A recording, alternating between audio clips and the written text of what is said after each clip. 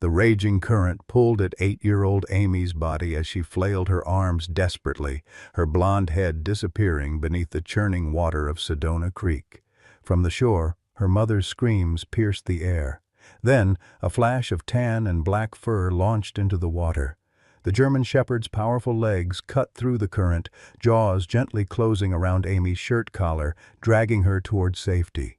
No one watching would believe that 6 months earlier, this same dog lay abandoned on a piece of cardboard outside a dusty Arizona truck stop, ribs protruding, eyes hollow with despair, flinching at every passing shadow. Back then, thousands of vehicles had passed by. Not one stopped. Until Ethan Mercer pulled over his rescue van, approached slowly, and whispered words that would change both their lives forever. "I see you. And I promise, I won't leave you here." Leave a like and share your thoughts in the comments, along with the city you're watching from now. Let's continue with the story. Sedona, Arizona shimmered under the merciless June heat, the temperature already pushing 95 degrees by mid-morning. The truck stop sat just off Highway 89A, a forgettable waypoint between the red rock majesty of Sedona proper and the interstate. Diesel fumes mingled with the scent of burnt coffee and deep-fried food from the attached diner. This was a place of transition, not meant for staying. Ethan Mercer wiped sweat from his brow as he pulled his second chance animal rescue van into the lot. At 38, his face carried the weathered lines of someone who'd seen too much, first as a firefighter for 15 years, then in the 3 years since losing his wife Emma to cancer. His blue eyes, once described as electric by Emma, now often appeared faded, like denim washed too many times. The call had come from Jolene, the diner's manager. "Got a dog situation. Been here since yesterday at least. Nobody's stopping. Poor thing's in bad shape." Ethan saw him immediately. The German Shepherd lay on a flattened cardboard box in the narrow strip of shade beside the building. Even from a distance, Ethan could count the dog's ribs. What struck him most weren't the obvious injuries, the matted fur, the visible scar tissue, but the dog's eyes. They followed each passing vehicle with a mixture of hope and dread. "Hey there, buddy," Ethan said softly, crouching 15 feet away, making himself small, the dog's ears flattened against his skull. "I'm not going to hurt you." The shepherd didn't run, but his muscles tensed, ready for flight, or fight. Ethan had seen this before, the hypervigilance, the fear response. This wasn't just an abandoned pet, this was a dog who'd been through hell. "How long's he been here exactly?" Ethan asked Jolene, who'd stepped outside but kept her distance. "Noticed him yesterday morning. Security footage shows a black pickup dropping something by the dumpsters round midnight. Gotta be him." She shook her head. "Some people, I swear." Ethan nodded, his jaw tightening. He'd witnessed countless rescues, but abandonment still kindled a slow-burning anger in him. He thought of Sarah, his 15-year-old daughter, waiting back at their small ranch house. She'd barely spoken 3 sentences to him this week. Since Emma died, it felt like Sarah was the one abandoned, despite his physical presence. "I'm gonna need some time with him," Ethan said, settling cross-legged on the scorching asphalt. "And maybe some of your burger scraps, if the kitchen has any." Jolene nodded. "Take all the time you need. Lord knows nobody else is going to help that poor creature." As the day's heat intensified, Ethan remained, gradually decreasing the distance between himself and the dog. He talked in a low, steady voice, not about anything important, just words to create connection, about the weather, about the mountains, about second chances. "I got all day," he told the trembling shepherd. "And tomorrow too, if that's what it takes?" The Arizona sun climbed mercilessly higher as Ethan maintained his vigil. 3 hours in, his jeans were soaked with sweat, his throat parched despite the water bottle Jolene had brought him. But he wouldn't move. Not yet. The German shepherd watched him with unwavering intensity, those amber eyes betraying intelligence that transcended animal instinct. "You're trying to figure me out, aren't you?" Ethan said softly, tossing another small piece of burger about halfway between them. "Smart boy. Gotta be sure before you trust." The dog hadn't touched any of the food yet, though his nose twitched with interest. Ethan recognized the conflict: hunger versus fear, need versus self-preservation. He'd seen the same wariness in the eyes of Sarah after Emma's funeral, when well-meaning neighbors brought casseroles and sympathy. By noon, the truck stop bustled with activity. Travelers stopped for gas, truckers for mandated breaks. Some noticed the tableau: the man sitting cross-legged on the asphalt, the wary dog, the scattered pieces of food forming a tentative bridge between them. Most glanced and moved on. A few pointed, took pictures, but none stopped to help.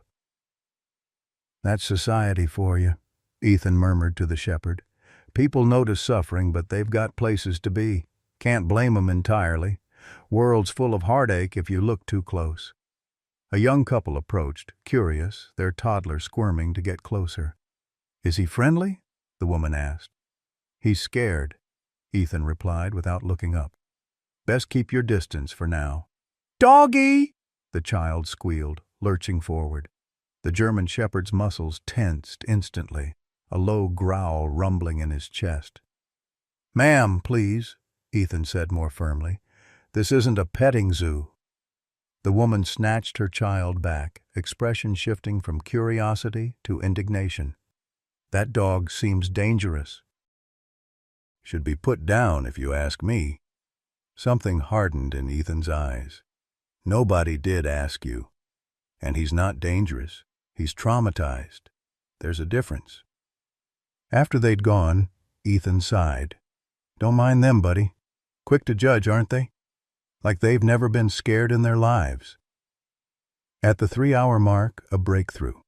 The dog stretched his neck forward, snatching a piece of burger before retreating to his cardboard. Ethan smiled for the first time that day. Good boy. Small steps. By late afternoon, the shepherd had eaten most of the offered food. The distance between them had shrunk from 15 feet to about 7. Progress, but Ethan knew better than to rush. Trauma required patience. Another lesson from Sarah, who'd thrown a hairbrush at him when he'd suggested therapy too soon after Emma's passing. "Jolene says you've been here since yesterday at least," Ethan said conversationally. "That's a long time to wait." "Were you hoping they'd come back?" He shook his head. "They won't, buddy. People who leave like that, they've already decided." As if understanding, the dog lowered his head slightly. When twilight softened the harsh landscape, Ethan made his move. He'd been inching the leash toward the dog for the past hour, letting him sniff it, get accustomed to its presence. Now, with gentle movements, he extended the loop toward the shepherd's head. "Easy now," he whispered. "Just need to get you somewhere safe for the night." The dog tensed, but didn't run. Progress from this morning. Yet as the leash approached, he growled softly, his scarred muzzle wrinkling. Ethan immediately backed off. Okay. Message received. We'll try again tomorrow." He called Dr. Olivia Parker, the veterinarian at Second Chance. "Found a German shepherd. Male, probably 4 to 6 years old. Severely underweight, signs of abuse, but alert and responsive." "Can you bring him in?" Olivia asked. "Not yet. Building trust. But I'll need a portable kennel and some supplies. Might be camping out here tonight." "Ethan," her tone carried concern. "Sarah called. She's waiting for you to pick her up from art class." He closed his eyes, mentally kicking himself. "Damn it, I forgot. I can get her if you need—" No. I'll figure something out." He glanced at the dog, who watched him with those unsettling, intelligent eyes. "Call Thomas, would you? See if he can get Sarah." After arranging for his father to pick up his daughter, Ethan settled in for the night. He'd moved his van closer, creating a small, private area between it and the building. Jolene had brought him a camp chair and more food for both him and the dog before ending her shift. "You're a stubborn old soul, aren't you?" Ethan said to the shepherd, who had finally curled up on his cardboard, though his eyes remained fixed on Ethan. "That's okay. So am I." The desert night turned cool, stars emerging with startling clarity above the truck stop's harsh lights. Sometime after midnight, Ethan dozed off in his chair. He woke at dawn to find the dog had moved closer, not touching, but within arm's reach. Progress. Day 2 began with fresh burger scraps and one-sided conversation. By mid-morning, a new development. The dog accepted food directly from Ethan's hand, careful not to make contact with his fingers. "You've had some training," Ethan observed. "The way you take that, very precise. Military, maybe? Police?" While the dog ate, Ethan noticed something he'd missed yesterday. A small, puckered scar behind the ear. The kind left by microchip insertion. Well now, that could be helpful. Around noon, Olivia arrived with supplies and a mobile scanner. The dog retreated to his original position, eyeing the newcomer warily. "That's quite a specimen," she said, keeping her distance as instructed. "Despite everything, his coat suggests good breeding, not just some backyard dog." "Can you scan him from here?" Ethan asked. "Need to get within a foot or so." It took another hour of patient coaxing, with Ethan maintaining physical contact with the dog's neck, the first prolonged touch he'd been allowed, while Olivia approached slowly. The scanner beeped. "Got it," she said. "I'll run the number when I get back to the clinic. Any luck with the leash?" Ethan shook his head. Baby steps. By sunset of the second day, Ethan had managed to slip a loose slip lead around the dog's neck. The animal tensed but didn't resist. Another small victory. When Olivia called with information from the microchip, however, Ethan's expression darkened. "Registered to Marcus Blackwood," he said after hanging up. "Military K-9 program initially, then transferred to private ownership 2 years ago." "You don't sound pleased," Olivia noted. "Contacted him. Says he rehomed the dog weeks ago. Doesn't know how it ended up here." Ethan's jaw tightened. "I know bullshit when I hear it." That night, with the slip lead secured, Ethan made a decision. "Time to get you out of here, buddy. The hard part comes next."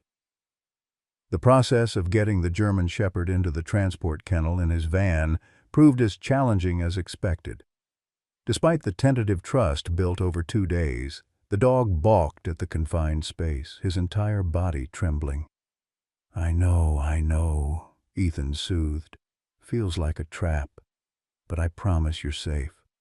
After nearly an hour of patient coaxing, using every trick from his years of rescue work, Ethan succeeded.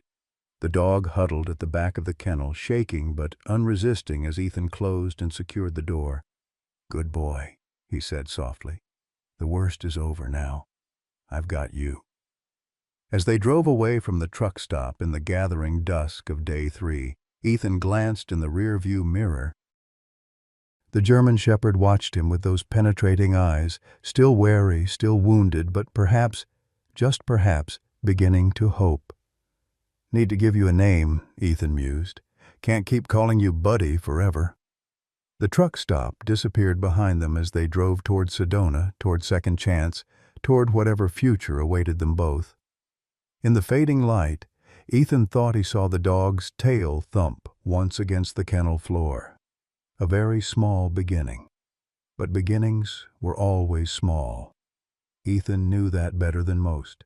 Ethan's small ranch house sat on the outskirts of Sedona, where property was still affordable for a middle-class family.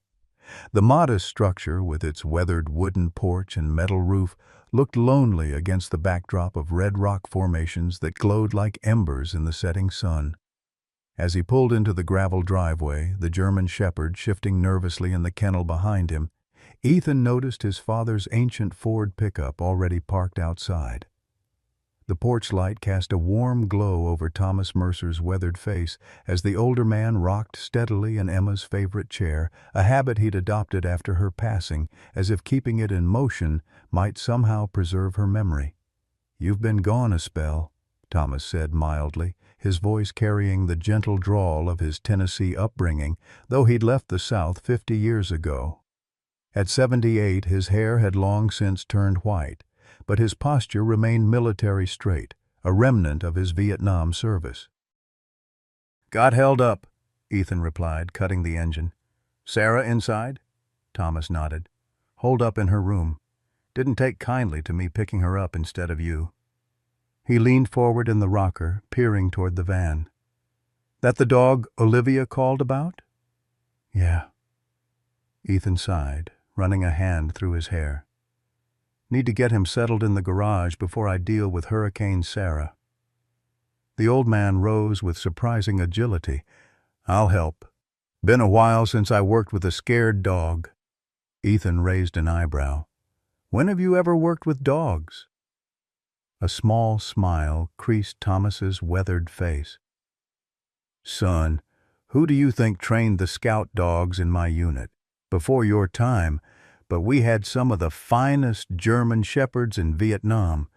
Saved more lives than I can count." This was new information. His father rarely spoke about his service, and Ethan had learned not to ask. "Could use the help then. He's in rough shape, physically and otherwise." Together they approached the van. Ethan opened the rear doors slowly, speaking in the same calm, low voice he'd used at the truck stop. "Hey there, buddy. We're home now." The dog had pressed himself against the back of the kennel, amber eyes wide and alert. "Military dog," Ethan explained to his father. "At least originally. Got the microchip information. Registered to someone named Marcus Blackwood." Thomas's expression shifted slightly. "Blackwood. Why's that familiar?" "Common enough name." "Maybe." Thomas studied the German shepherd with newfound interest. "Let me try something." To Ethan's surprise, his father straightened to attention and issued a command in a crisp, authoritative tone. "Forward position." The change in the dog was instantaneous. Ears forward, posture alert despite his weakened condition. Though he didn't move from his place in the kennel, his entire demeanor transformed. "Well, I'll be damned," Thomas whispered. "He's had combat training." "Those commands went out of rotation years ago." "How does that help us?" Ethan asked. "Gives us a baseline. Military dogs respond to structure, to clear expectations." Thomas lowered himself to the dog's eye level. "At ease, soldier," he said, his tone gentler. The German shepherd's posture relaxed marginally.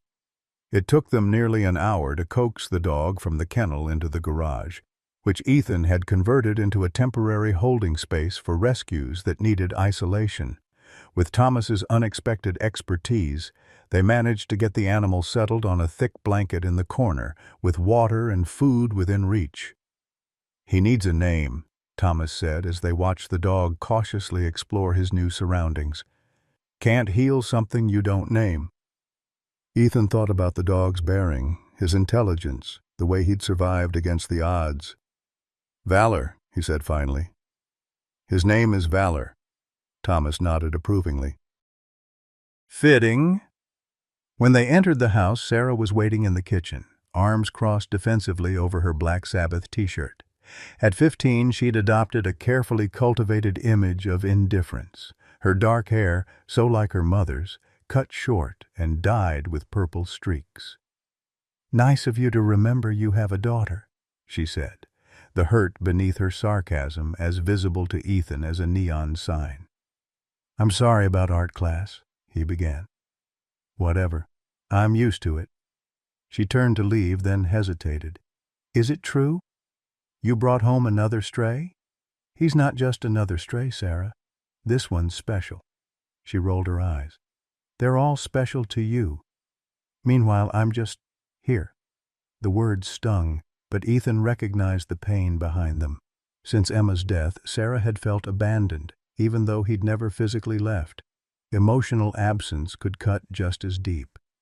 "Why don't you come meet him?" he suggested. "Grandpa says he's got military training." Hard pass. "I've got homework." She disappeared down the hallway, her bedroom door closing with deliberate softness, somehow worse than a slam. Thomas placed a weathered hand on Ethan's shoulder. "Give her time. Teenagers and traumatized dogs, not so different. Both need patience." The next morning, Ethan called the veterinary clinic. "Bringing in the German Shepherd today. Seems stable enough for an exam." Olivia's voice held both professional interest and personal concern. "I've been looking into that microchip registration. There's more to the story. Tell me when I get there." Valor proved surprisingly cooperative about entering the transport kennel the second time. Thomas's presence and commands seemed to provide a framework the dog understood. At the clinic, Olivia was waiting, her dark hair pulled back in a practical ponytail, white coat already showing traces of fur from her morning appointments. "Let's get him into exam room 3, she said, leading the way. "I've cleared my schedule for the next hour." Once Valor was secured in the examination room, Olivia shared what she'd discovered. Marcus Blackwood isn't just any owner. He was a military dog handler with multiple deployments to Iraq, specialized in explosive detection K9 units. "That explains the training," Ethan mused. "There's more. He received a Purple Heart and honorable discharge after an IED incident in 2015. The dog he had then, not this one, was killed in the same explosion." Ethan frowned. "So how did he end up with Valor?" "According to the records, Valor, registered then as Commander, was assigned to Blackwood as part of a veteran rehabilitation program 2 years ago. The military occasionally places service dogs with injured veterans, especially former handlers. The examination revealed the extent of Valor's condition. Despite severe malnourishment and dehydration, the underlying health of the dog was remarkable. The most disturbing discoveries were the scars, some old, some relatively recent, that marked his body. "These aren't combat injuries," Olivia said grimly, running her hand along a series of thin parallel scars across Valor's back. "These are consistent with a whip or belt, and these burns on his haunches. Cigarettes, most likely." Ethan's jaw tightened. Deliberate cruelty. "I'm afraid so. And recent enough that they're still healing." She looked up from her examination. "There's something else. The microchip information includes a secondary contact, Rebecca Blackwood, presumably a relative. Different address than Marcus. Wife, maybe? Ex-wife, according to public records. They divorced last year." After completing the examination, administering fluids, and starting Valor on a careful refeeding program, Olivia handed Ethan a folder containing all the information she'd gathered. "What are you planning to do?" she asked. Ethan stared at Valor, who lay exhausted on the examination table, enduring their ministrations with stoic resignation. Something about the dog's quiet dignity resonated with him, a fellow survivor carrying on despite wounds both visible and hidden. "Find out what happened," he said firmly. "A dog like this doesn't just get abandoned without a story." Back home, with Valor settled again in the garage, Ethan reviewed everything Olivia had discovered. Marcus Blackwood currently resided at Desert Pines, a residential facility for veterans dealing with physical disabilities and PTSD. Rebecca Blackwood lived in Flagstaff, about an hour away. Thomas examined the documents with him, his expression growing increasingly troubled.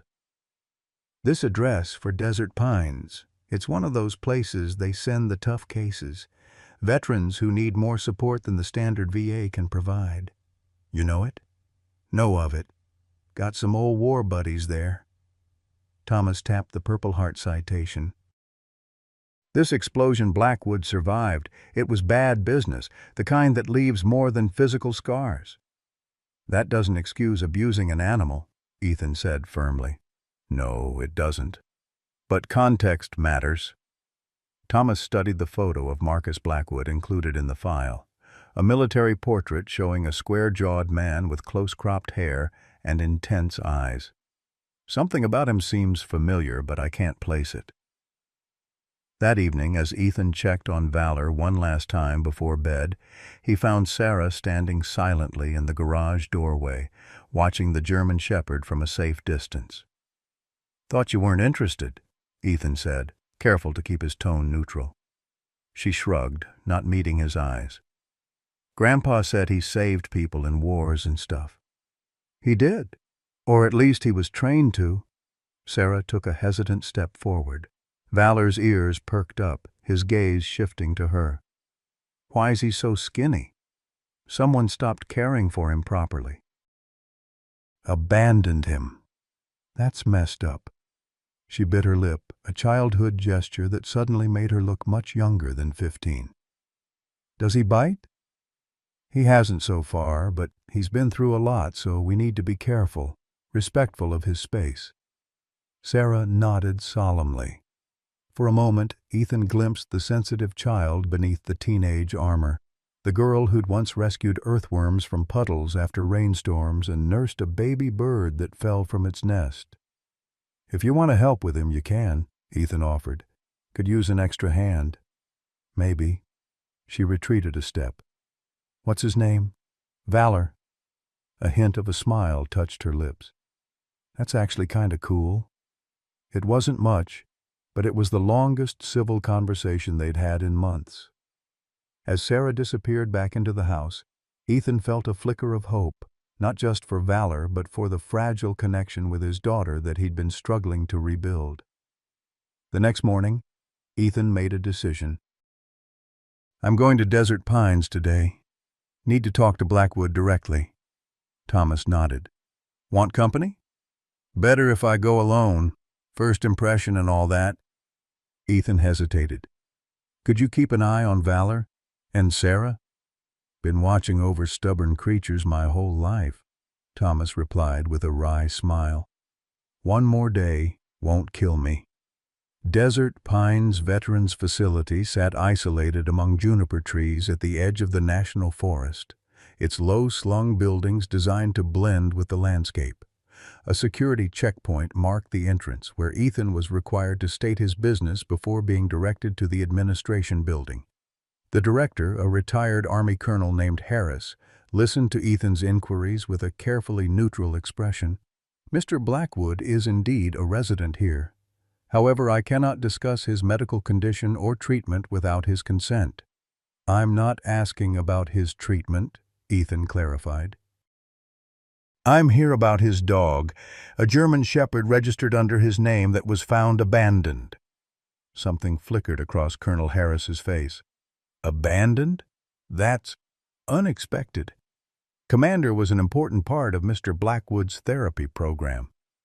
"His name is Valor now," Ethan said, a touch of defiance in his voice. "And he's recovering from malnutrition and injuries consistent with abuse." The colonel's expression hardened. "That's a serious accusation, Mr. Mercer." "Not an accusation, a veterinary finding."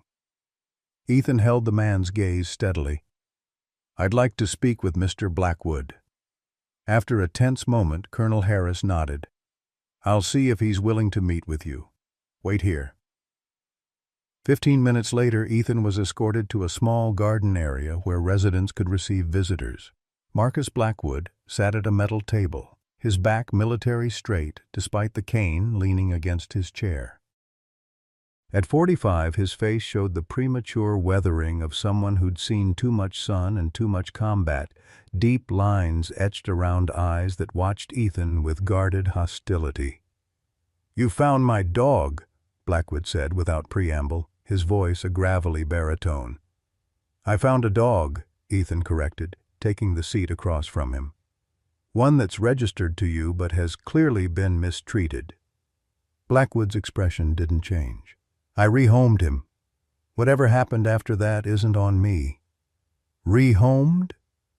Ethan couldn't keep the skepticism from his voice.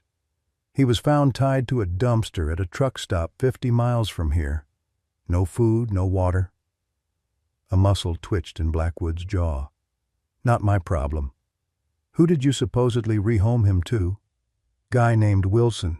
Met him at a VA event. Said he needed a protection dog for his property. Blackwood's eyes held Ethan's, challenging him to find the lie. But Ethan had interviewed too many witnesses as a firefighter, seen too many people hiding truth behind bravado. There was no Wilson, was there?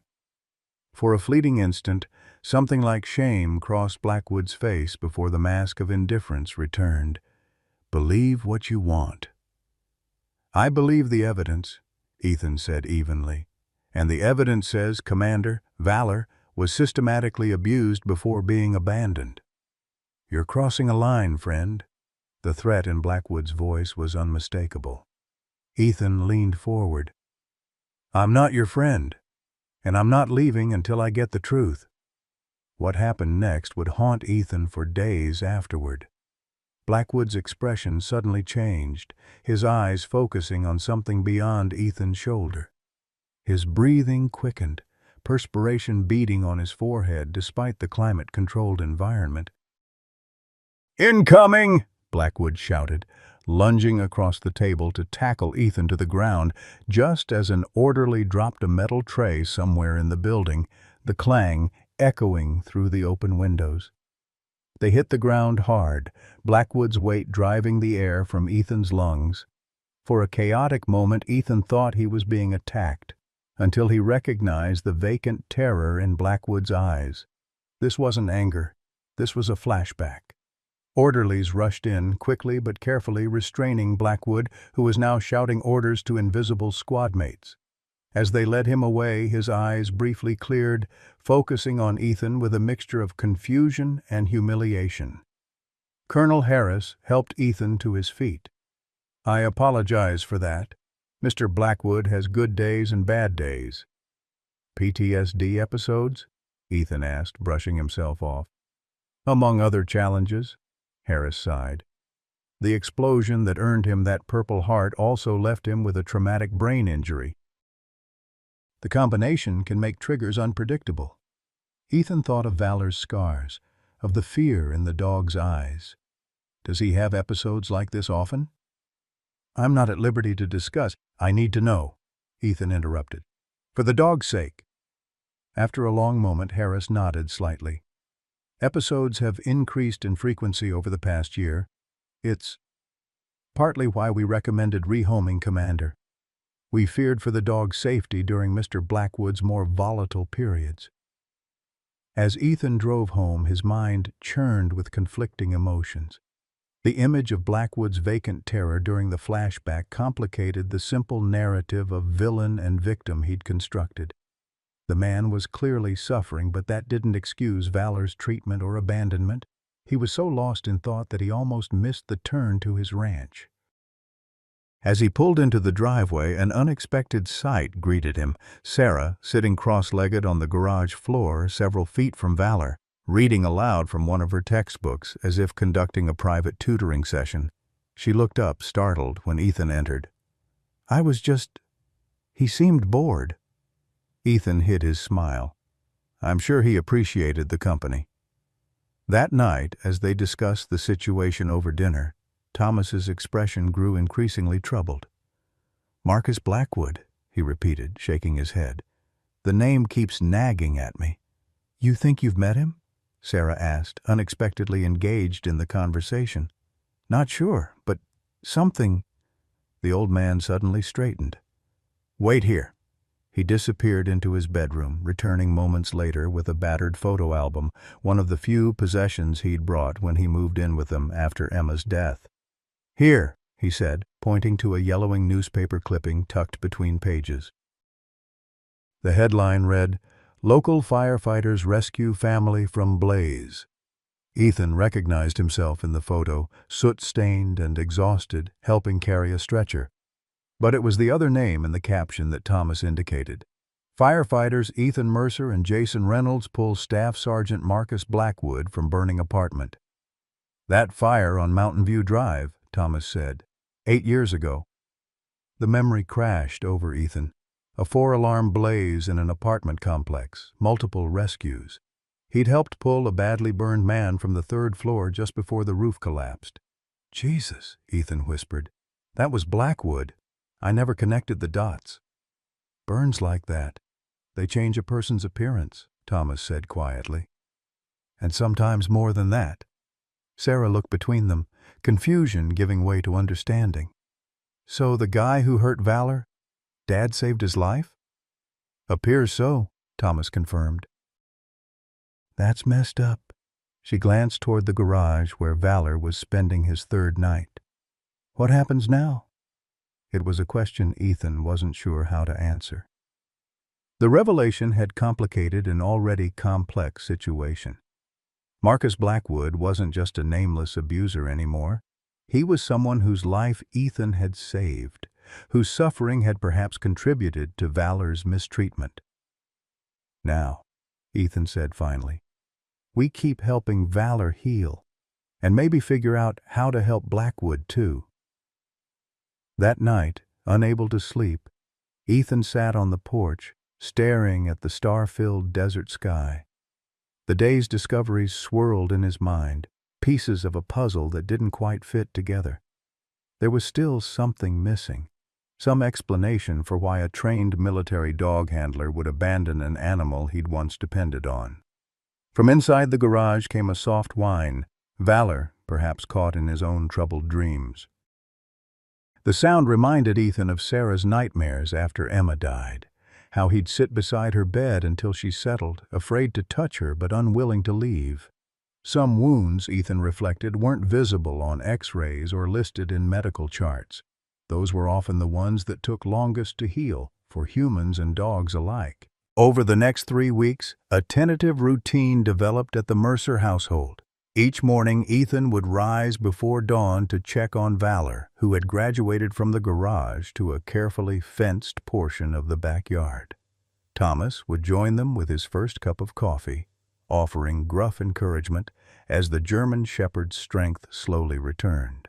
By week 2, they'd begun basic rehabilitation exercises, gentle walks around the property that gradually increased in distance, simple commands that Valor responded to with growing confidence. The physical transformation was remarkable. Under Olivia's prescribed diet, Valor's ribs became less prominent, his coat regaining a healthy sheen. The wounds on his body began to heal, though the scars would always remain, silver-white lines beneath his fur, permanent reminders of what he'd endured. But it was the psychological healing that proved more challenging. Certain triggers would send Valor into a state of rigid alertness or cowering fear, the sound of a motorcycle backfiring, the clanging of metal against metal, the sight of a raised hand making a sudden gesture. During those moments, his eyes would take on the same vacant terror Ethan had witnessed in Marcus Blackwood's gaze during the flashback. "They're not so different," Thomas observed one evening as they watched Valor methodically patrol the perimeter of his enclosure, man and dog both carrying the war inside them. Ethan nodded thoughtfully. "PTSD in dogs. Never really considered it before. Same mechanisms at work, same hypervigilance, same fear responses." Thomas's weathered hand absently rubbed his own knee, where shrapnel from Vietnam had left its permanent mark. "Difference is, dogs can't tell you what they're reliving." Most surprising was Sarah's evolving relationship with Valor. What had begun as cautious observation transformed into daily visits. She would sit near his enclosure doing homework or sketching, maintaining a respectful distance that gradually decreased as days passed. By the 3rd week, she'd begun participating in Valor's care, filling his water bowl, helping with feeding, even assisting during Olivia's checkup visits. "He's different from other dogs," she told Ethan one afternoon as they watched Valor precisely follow one of Thomas's commands. "It's like he's always thinking, analyzing everything." "Military training," Ethan explained. "They're selected for intelligence and trained to make decisions independently." Sarah considered this.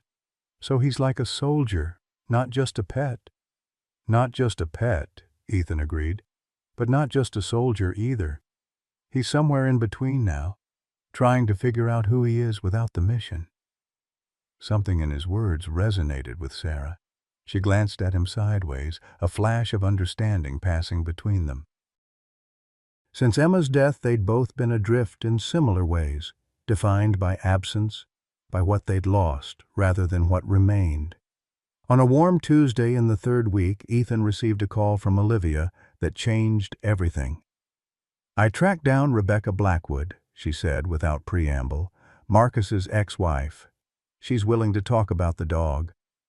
The following day, Ethan drove to a modest coffee shop in Flagstaff where Rebecca had agreed to meet.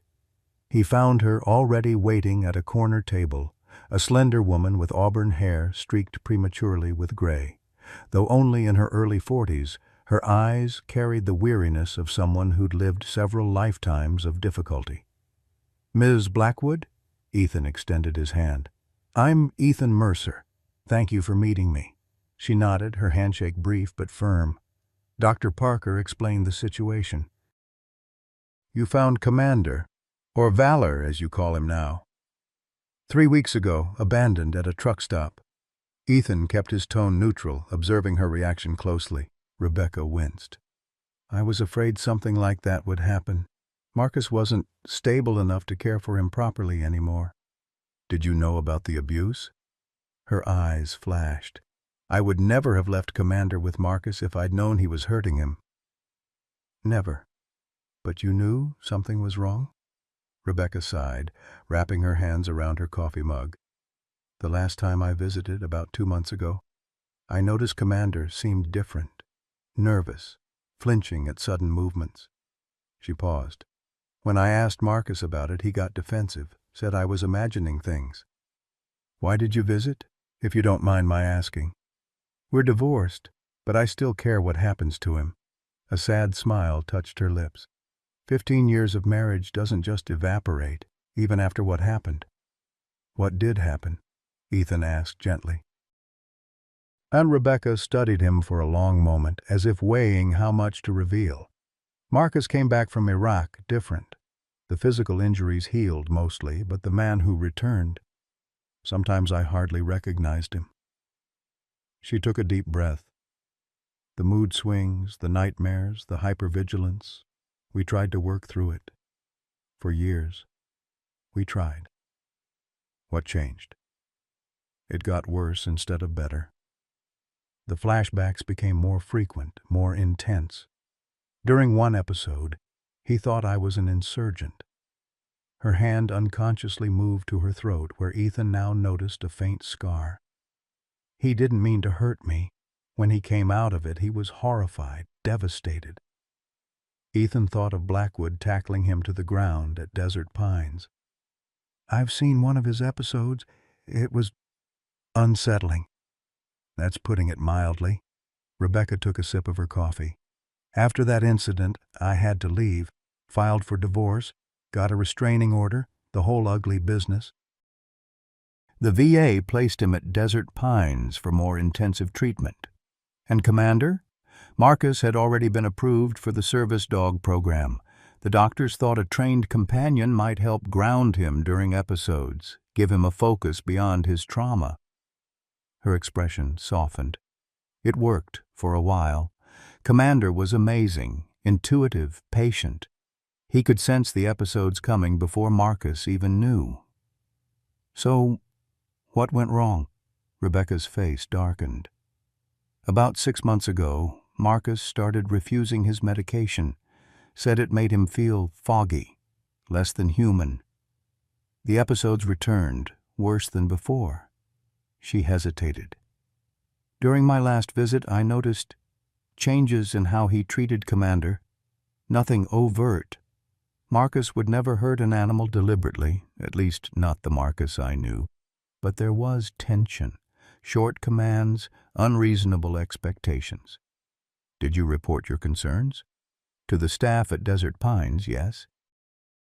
"They promised to monitor the situation." Her eyes filled with sudden tears. "I should have done more. Should have taken Commander myself."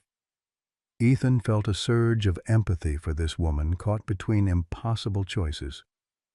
Why didn't you? Marcus threatened to hurt himself if I took the only thing keeping me sane, as he put it. She wiped away a tear. It was emotional manipulation, I know that. But when someone you've loved for years threatens suicide, you hesitate. They talked for another hour, Rebecca sharing details about Commander's training, his personality before the abuse began. As their conversation wound down, she reached into her purse and removed a photograph. Commander and Marcus in better days, the dog alert and proud beside his uniformed handler. "He was a good man, you know," she said quietly. "Before the war broke him. Gentle, funny, kind. The man I met didn't seem that way. No, I don't suppose he would." Rebecca pushed the photo across the table. "Keep this. Maybe someday Valor will remember the good parts too."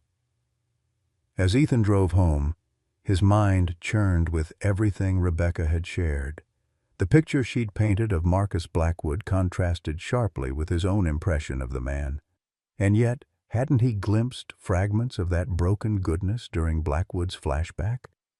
The instinct to protect that had made him tackle Ethan to the ground, shouting a warning about incoming fire.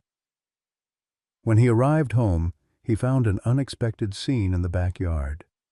Sarah sitting cross-legged on the grass inside Valor's enclosure. The German shepherd lying beside her, his head resting cautiously near her knee as she read aloud from a dog-eared paperback. She looked up guiltily when she noticed Ethan. "Grandpa said it was okay if I went in. He supervised." Thomas, sitting in a lawn chair nearby, raised his coffee mug in confirmation. "Dog's been perfect. Gentleman through and through." Ethan felt a complicated mixture of pride and concern. Just be careful. He's still unpredictable with some triggers." "I know," Sarah said with unexpected maturity. "Grandpa's been teaching me the signs to watch for. We're being super careful." That evening, as they prepared dinner, Ethan shared what he'd learned from Rebecca.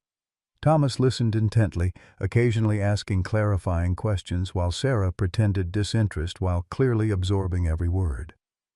"So the guy was a hero once," she said finally, setting plates on the table with more force than necessary.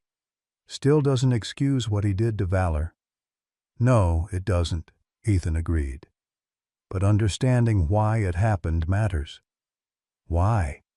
So you can forgive him?" The edge in her voice was razor-sharp. Ethan chose his words carefully. "So I can see the whole picture. Nothing's ever as simple as villain and victim." "Valor's the victim," Sarah insisted. "That much is simple," Thomas intervened gently. "Life rarely gives us clean categories, Sarah girl. Good people do terrible things sometimes, especially when they're broken inside. Like Dad forgetting to pick me up all the time?" The words hung in the air, charged with long-suppressed hurt. Ethan flinched. "Sarah, it's fine. I get it. You've been broken inside since Mom died." Her voice cracked slightly. "We all have been." Before Ethan could respond, Sarah excused herself from the table and retreated to her room. The sound of her door closing, not slamming, just a soft, definitive click, seemed louder than any teenage outburst. "She's not wrong," Ethan said quietly after a long silence. Thomas sighed. "No, she's not. But she's not entirely right either. Grief isn't a straight line, son. It zigs and zags and doubles back when you least expect it." The next morning, Ethan found Sarah already outside with Valor, guiding him through basic commands that Thomas had taught her. The German shepherd's posture showed a new alertness, his movements more fluid as his strength continued to return. "He remembered sit and stay from before," she reported, not looking at Ethan directly. "Grandpa says that means his basic training is still intact under all the bad stuff."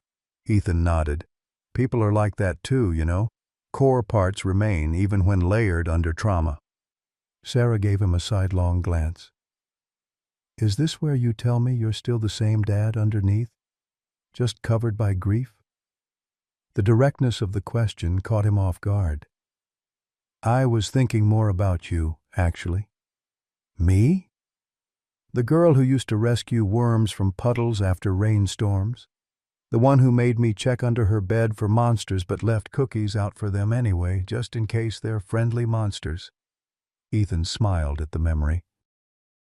She's still in there, under all the purple hair dye and Black Sabbath t-shirts. For a moment, Sarah's carefully constructed teenage indifference cracked, revealing a glimpse of vulnerability. Maybe. They worked with valor together that morning, an unspoken truce developing between father and daughter. As the German shepherd responded to commands with increasing confidence, Ethan noticed something remarkable. The dog was watching Sarah with the attentive focus typically reserved for a primary handler. He's bonding with you, Ethan observed. Sarah tried to hide her pleasure. He just knows I've got treats in my pocket. It's more than that. He trusts you. The significance of this development became clearer later that week when Olivia visited for Valor's checkup. After a thorough examination, she declared him physically rehabilitated, still underweight, but making excellent progress. The real question now is behavioral recovery, she said, watching Valor interact with Sarah. While military dogs with PTSD can be challenging to rehome, they need handlers who understand their triggers and can provide consistent structure. We're providing that, Sarah said quickly, a protective note in her voice. Olivia smiled gently. I can see that. But there's another consideration. Legally, Valor still belongs to Marcus Blackwood. The statement landed like a stone in still water, sending ripples of tension through the room. He abandoned the dog, Ethan argued. Abused him. I know, and in most cases, that would be enough to establish a clear path to rehoming. Olivia sighed. But service dogs for veterans fall into a complicated legal category. The VA has certain protocols, and technically, the military still has interest in these animals since they invested in their training. You're saying they could take him back? Sarah's voice rose with alarm. I'm saying we need to formalize the situation, Olivia clarified. Get Blackwood to legally surrender ownership. The prospect of another confrontation with Marcus Blackwood filled Ethan with unease. Their previous encounter had ended chaotically, and he wasn't eager to trigger another PTSD episode. Yet the alternative, living in limbo with the constant fear that Valor could be reclaimed, was unacceptable. I'll talk to him again, Ethan decided. But this time, I need more information, more leverage. The next day, Ethan contacted Desert Pines, requesting another meeting with Blackwood. To his surprise, Colonel Harris informed him that Marcus had asked to see him as well. He's been more lucid since your visit, Harris explained. His psychiatrist thinks confronting the situation with Commander might actually be therapeutic. The meeting was scheduled for the following afternoon.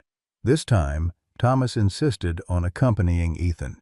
You'll need backup, the older man said. Not for safety, for perspective. I understand soldiers in ways you don't. As they drove to Desert Pines, Ethan briefed his father on everything he'd learned from Rebecca and Olivia. Thomas listened silently, his weathered face giving away nothing. What do you think his angle is? Ethan asked finally. Why would Blackwood want to see me? Thomas considered the question. Shame's a powerful motivator. Maybe he's looking for absolution. Or maybe he wants Valor back. Could be. Thomas gazed out at the passing landscape. But I doubt it. Men who've lost their center the way Blackwood has. They know when something's beyond them. At Desert Pines, they were escorted to the same garden area as before. Marcus Blackwood waited at the metal table, his posture military straight, but his expression less hostile than during their first encounter. He looked more lucid today, more present in his own skin. Mr. Mercer, he acknowledged, then glanced at Thomas. And Thomas Mercer, the older man replied.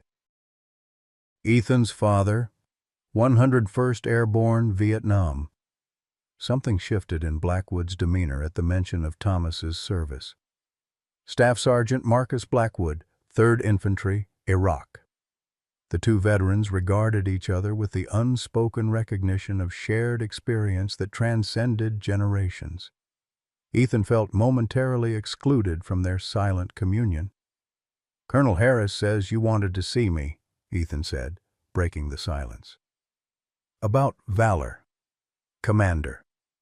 Blackwood nodded stiffly. After your last visit, some things clarified. My psychiatrist says I experienced a significant episode in your presence. You thought we were under attack, Ethan confirmed. I don't remember it. Blackwood's hands, resting on the table, tightened into fists. That happens sometimes. Blank spaces where memories should be. Must be frightening, Thomas observed quietly.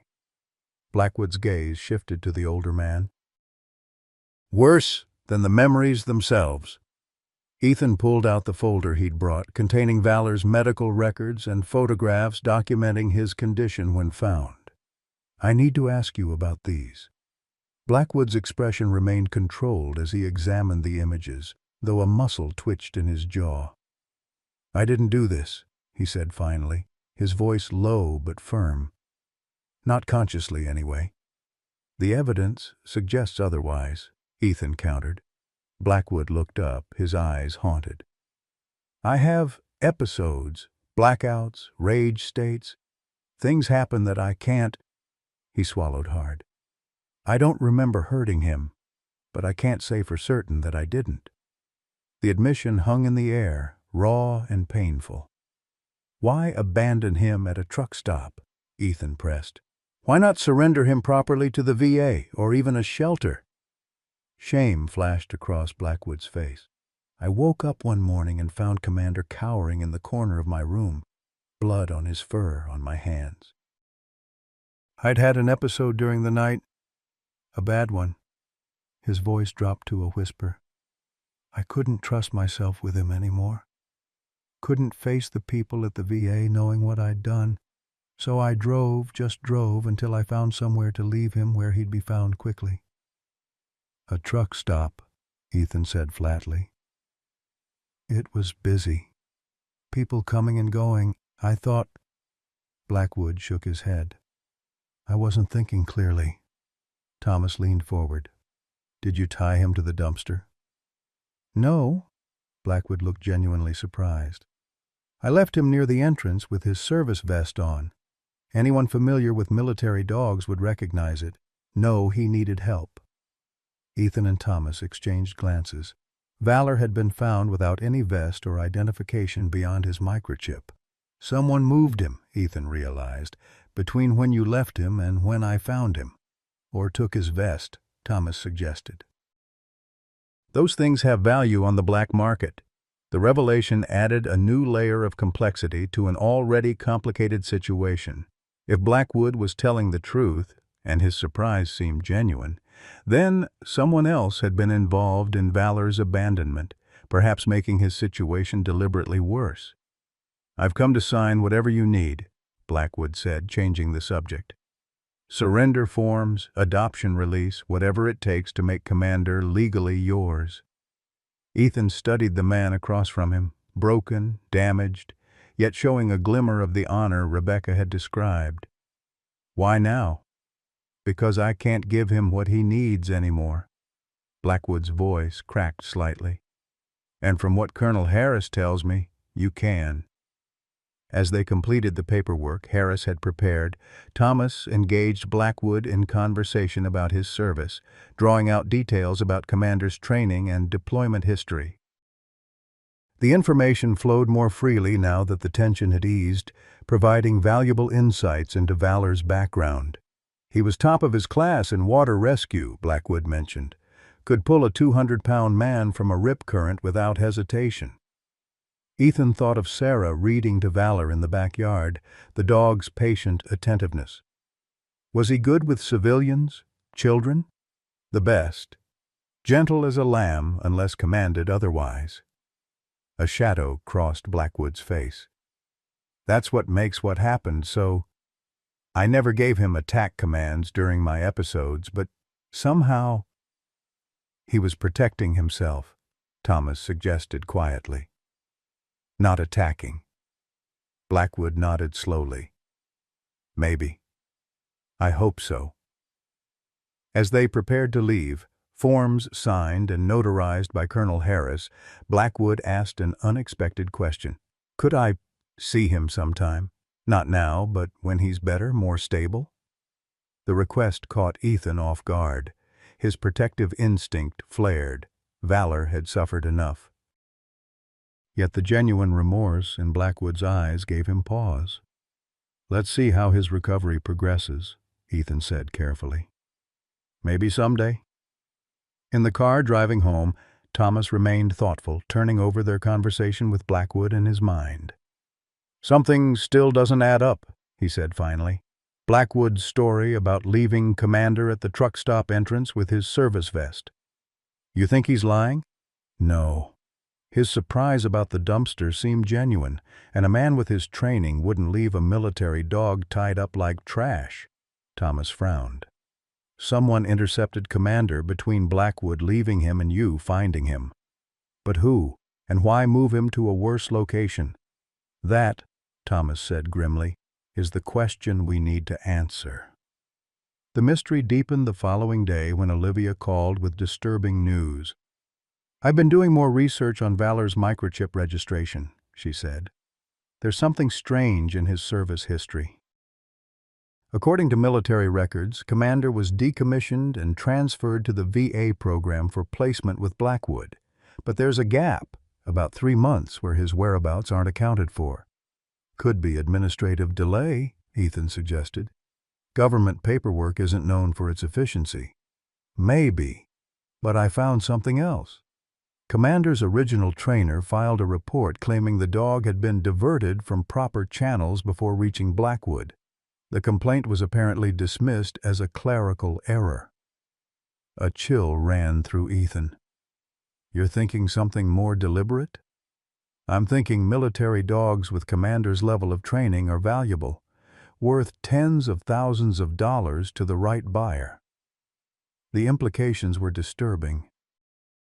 If Commander had been temporarily diverted before his placement with Blackwood, it suggested involvement by someone with access to military channels, someone who might have recognized the dog at the truck stop and deliberately sabotaged his chances of being properly rescued. That evening, as Ethan shared this new information with Thomas, Sarah listened from the doorway, her expression increasingly troubled.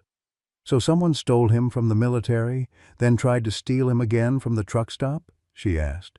Why not just take him instead of moving him to the dumpster? It was an insightful question. Ethan considered it carefully. Maybe they were interrupted, or maybe they wanted him to suffer.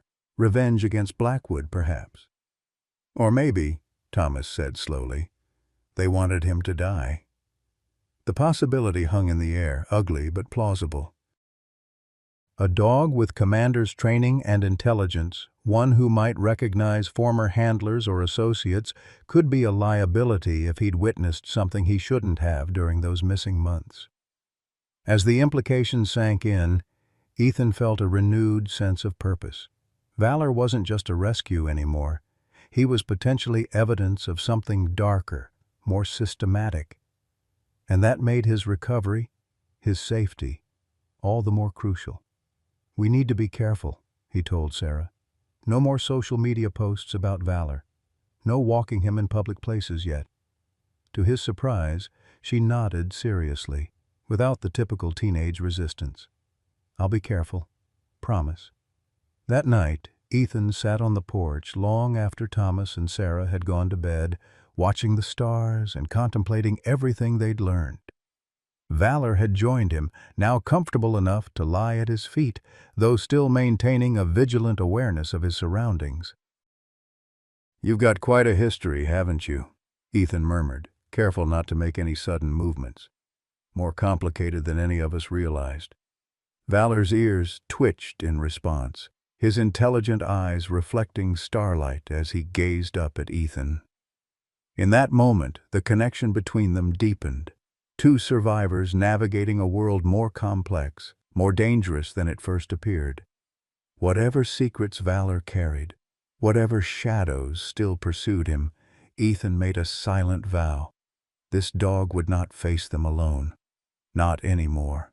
The morning dawned with oppressive heat, the kind of summer day when the air shimmers above the red Sedona rocks. Ethan had risen early, restless after a night of fragmented sleep filled with troubling dreams. He found Valor already awake in his enclosure, alert and watchful, as if he too sensed something shifting in their shared world. "Looking good today, boy," Ethan murmured, opening the gate to attach a leash for their morning walk. Valor's physical transformation over the past weeks had been remarkable. His coat now gleamed in the sunlight, muscles once again defined beneath it. Only the scars remained, silver-white reminders embedded in his fur. Their morning routine had evolved into a careful ritual. First, a brief training session reinforcing basic commands, then a patrol of the property's perimeter, something that seemed to satisfy Valor's ingrained need for security checks.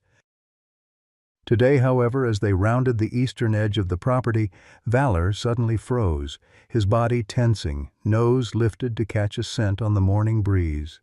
"What is it?" Ethan asked, instantly alert to the change.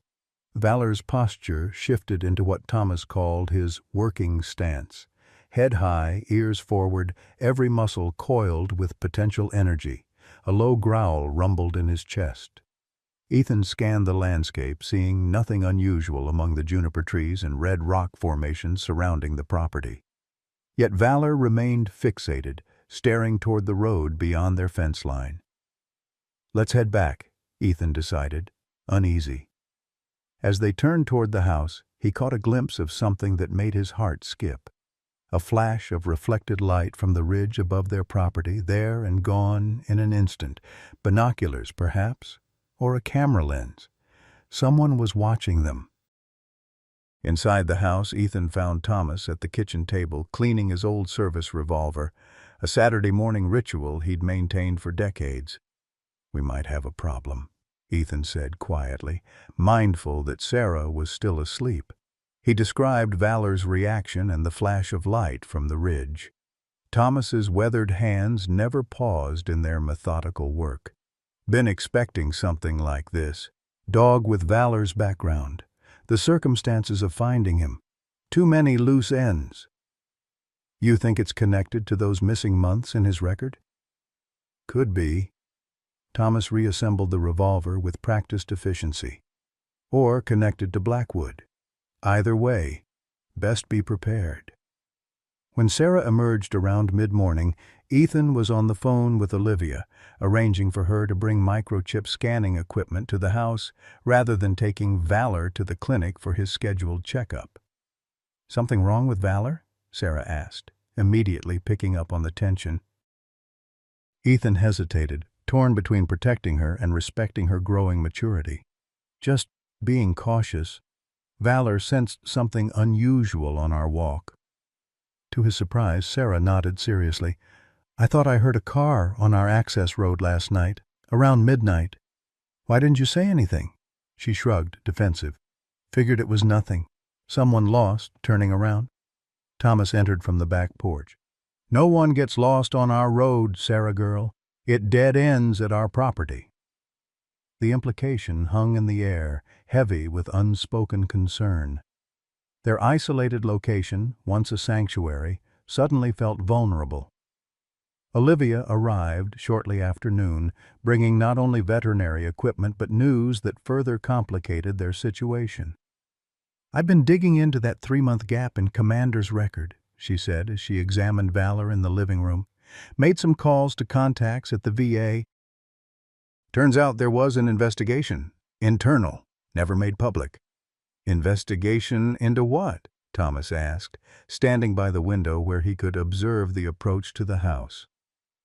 "Misappropriation of military dogs." Olivia ran her scanner over Valor's shoulder blades. Specifically, highly trained canines being diverted into private security contracts instead of veterans programs. Big money involved. Some of these dogs are worth upwards of $50,000. Ethan whistled softly. And Commander Valor was caught up in this? Possibly. The investigation was shut down before any charges were filed. Olivia frowned at her scanner. That's strange. What is it? Sarah asked, hovering protectively near Valor. The microchip's not responding correctly. It's there, but the signal's corrupted. Olivia adjusted some settings. Almost like there's interference, or like it's been tampered with. Thomas moved away from the window. Is that possible? Technically, yes. Difficult, but someone with the right equipment could modify the chip's data. She looked troubled. I need to take a tissue sample, check if there's a second chip. A second chip? Ethan echoed. Olivia nodded grimly. It's not standard practice, but in dogs with specialized tactical training, sometimes they implant a secondary chip with classified deployment information. Different location, not registered in standard databases. The revelation cast Valor in an entirely new light. Not just a military dog, but potentially one involved in classified operations that might explain both the gap in his records and the current interest in his whereabouts. As Olivia prepared to take the tissue sample, Valor suddenly stiffened, his attention snapping to the front of the house seconds before they heard the crunch of tires on gravel. Expecting anyone? Thomas asked, hand drifting toward the small of his back where, Ethan realized with shock, he'd holstered his revolver. No. Ethan moved to the window, cautiously peering through the blinds. A black SUV with government plates had pulled up in front of the house. Two men in dark suits emerged, their bearing unmistakably military despite the civilian clothing. Sarah, Ethan said calmly, take Valor to the back bedroom. Stay there until I call you. For once, she didn't argue, quietly leading Valor down the hallway. The German shepherd went willingly, though his eyes remained fixed on the front door until they disappeared around the corner. Thomas positioned himself in the kitchen doorway, out of direct line of sight, but with a clear view of the entrance. Ethan took a deep breath and opened the front door, just as one of the men raised his hand to knock. Mr. Ethan Mercer? The taller of the two produced identification. Captain James Sullivan, U.S. Army Veterinary Corps. This is Lieutenant Walsh. We'd like to speak with you about a military asset, a German shepherd designated K9 Commander. Ethan maintained a neutral expression. I have a rescue dog named Valor. Found him abandoned at a truck stop several weeks ago. May we come in, sir? Sullivan's tone made it less a request than a formality. After a moment's hesitation, Ethan stepped aside. Of course. The two men entered, their eyes professionally scanning the room, noting exits, positions, Thomas's presence in the kitchen doorway. Sullivan's gaze lingered briefly on Olivia's veterinary equipment spread across the coffee table. Dr. Parker? Sullivan acknowledged with a slight nod. We've met before, I believe. Fort Huachuca, 2018. Olivia looked startled. Yes, I gave a presentation on battlefield trauma care for K9 units. Sullivan turned back to Ethan. Mr. Mercer, we have reason to believe the dog you've been calling Valor is in fact Commander, a specialized military working dog that was improperly removed from service. I have the proper surrender documents, Ethan countered, maintaining his composure. Signed by Marcus Blackwood, his registered owner. Marcus Blackwood was never the legal owner, Sullivan stated flatly. He was a handler assigned to Commander through the VA program, but ownership remained with the Department of Defense. Mr. Blackwood had no authority to transfer the animal. The revelation landed like a body blow. All the paperwork, the careful legal steps they'd taken with Desert Pines, worthless. Commander is government property, Sullivan continued, his voice matter of fact. and we're here to reclaim him." Thomas stepped forward, his posture straightening into military bearing. "On what grounds, Captain?" "The dog was abandoned, neglected. There are documented injuries consistent with abuse." Sullivan's expression remained impassive. "We're aware of the dog's condition, Mr. Mercer. That will be addressed in a separate investigation. For now, our orders are to retrieve the asset and return him to Fort Benning for reassessment." "Reassessment for what?" Ethan demanded, anger beginning to override caution. Sullivan and Walsh exchanged glances. "That information is classified," Sullivan replied. From the back of the house came the sound of a door closing. All heads turned as Sarah appeared in the hallway, her face pale but determined. "He's not property," she said, her voice surprisingly steady. "He's a living being who's been hurt. You can't just take him." Sullivan's expression softened slightly at the sight of the teenager. "I understand this is difficult, young lady. But Commander was trained for a specific purpose, a purpose that cost the American taxpayers over $70,000. So that's what this is about?" Ethan's voice rose. "Money?" "It's about national security, Mr. Mercer." Sullivan's tone hardened again. "Commander possesses specialized training that makes him valuable beyond monetary considerations." Olivia interrupted. "What about his well-being? He's showing classic signs of PTSD. Redeployment could be psychologically devastating." "Our K-9 rehabilitation program at Fort Benning is equipped to handle combat stress in military dogs," Sullivan assured her. "Commander will receive the best possible care." Ethan felt the situation slipping away from him. The legal ground he thought he stood on had vanished. How could he fight the United States government? Yet the thought of surrendering valor, watching him loaded into that black SUV taken from the home and people who'd begun to heal him, was unbearable.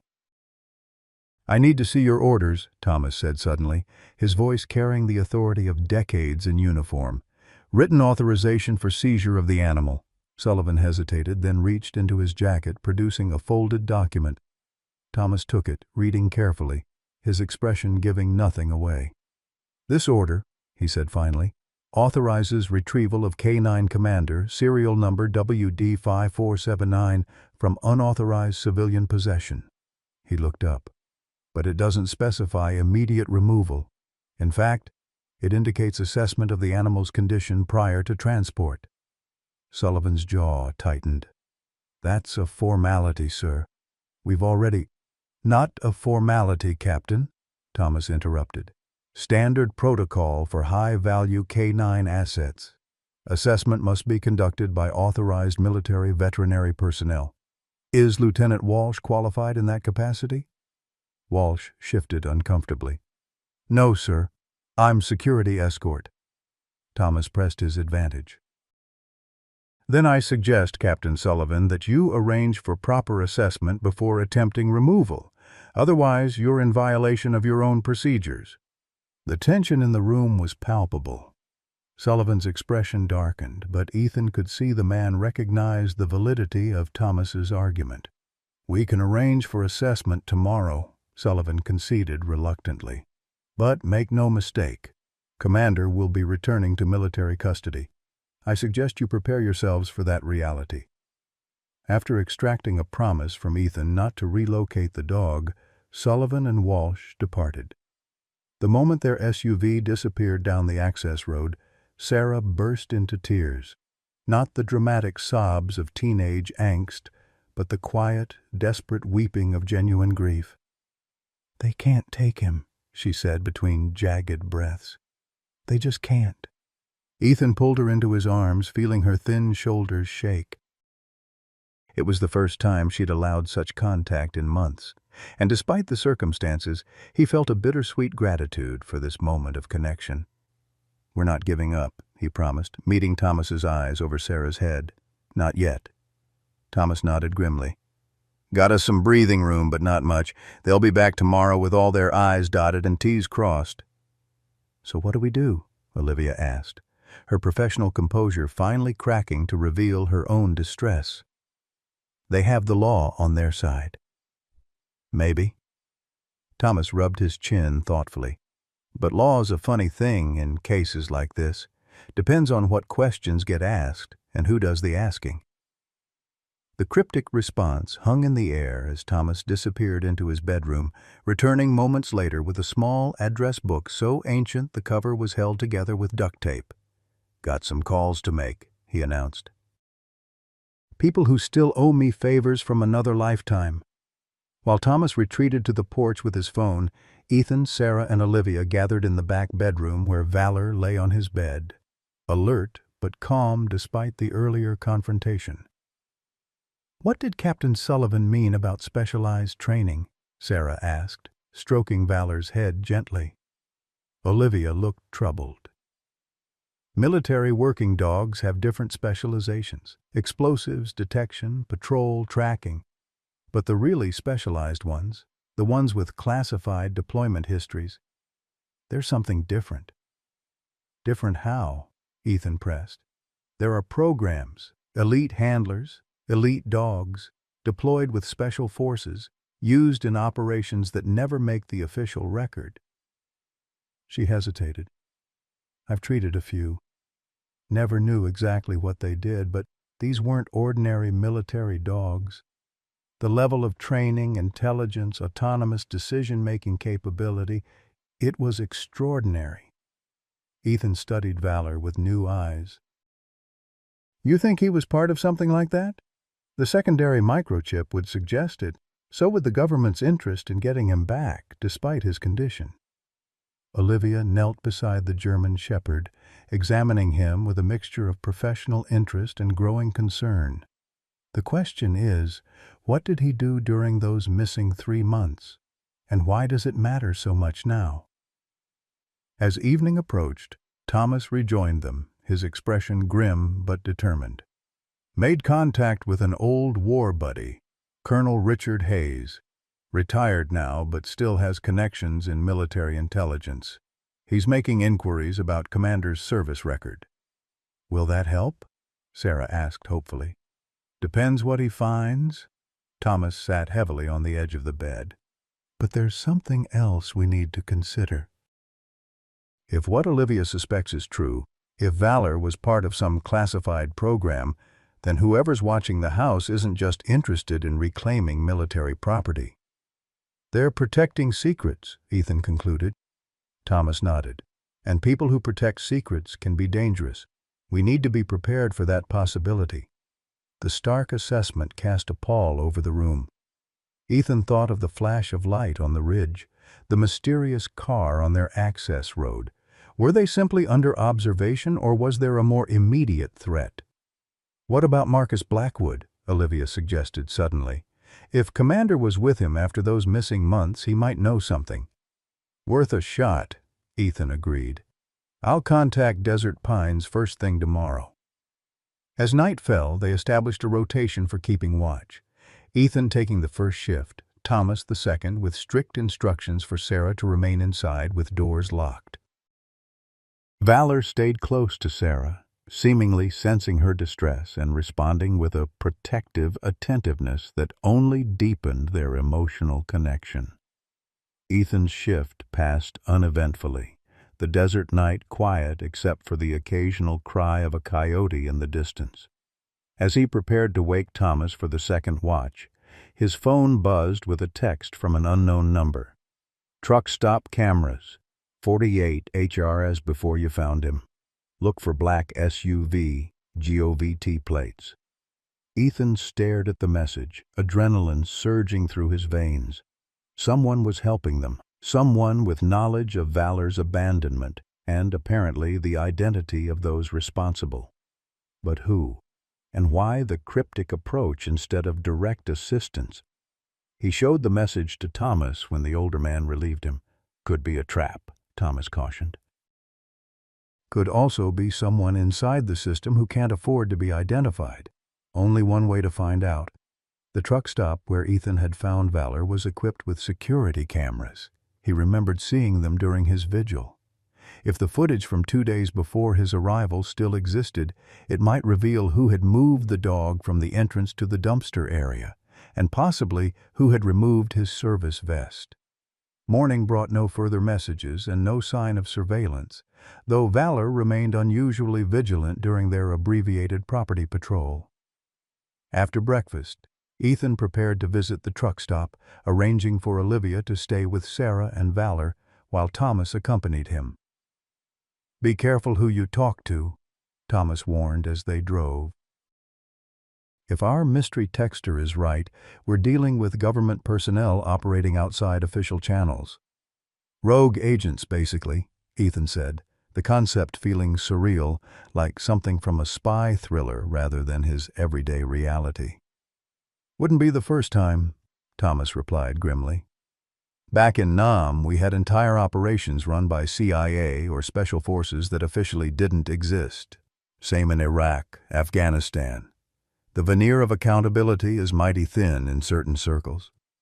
At the truck stop, they found Jolene behind the counter, her eyes widening in recognition as Ethan approached. "Well, if it isn't the dog whisperer, how's that poor creature doing?"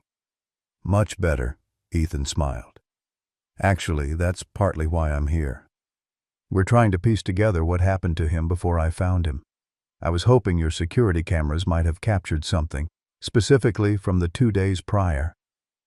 Jolene's expression turned cautious. "Security footage is supposed to go through the manager." "It's important, Jolene," Ethan pressed. "The dog, his name is Valor now, he might be in danger again." Something in his tone must have conveyed the urgency because Jolene's resistance crumbled.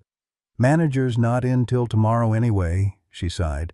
"Follow me to the back office, but we keep footage for only 7 days, so I can't promise anything."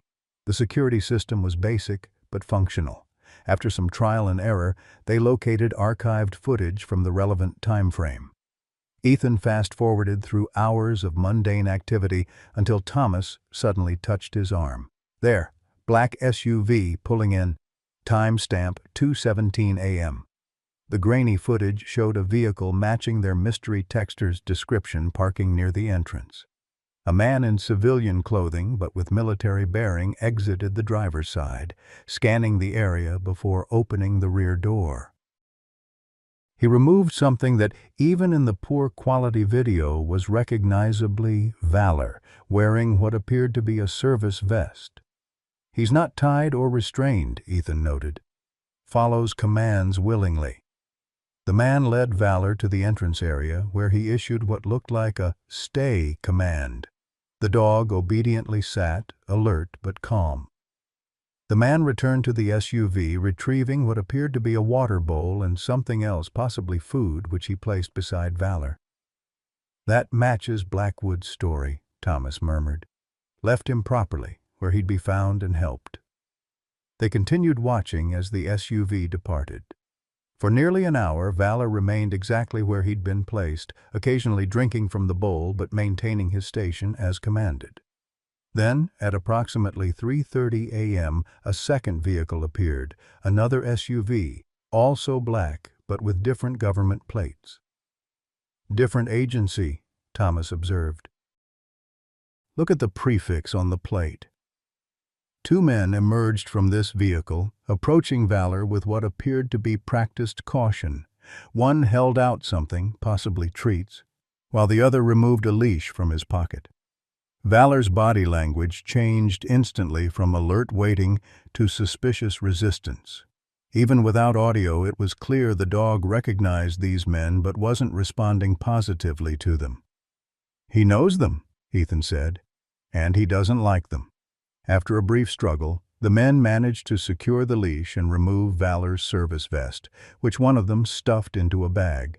They then led, or rather dragged, the increasingly resistant dog toward the rear of the truck stop, disappearing from the camera's view.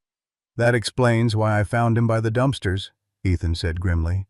"They deliberately moved him to a less visible location and took his identifying vest." Thomas's expression had darkened.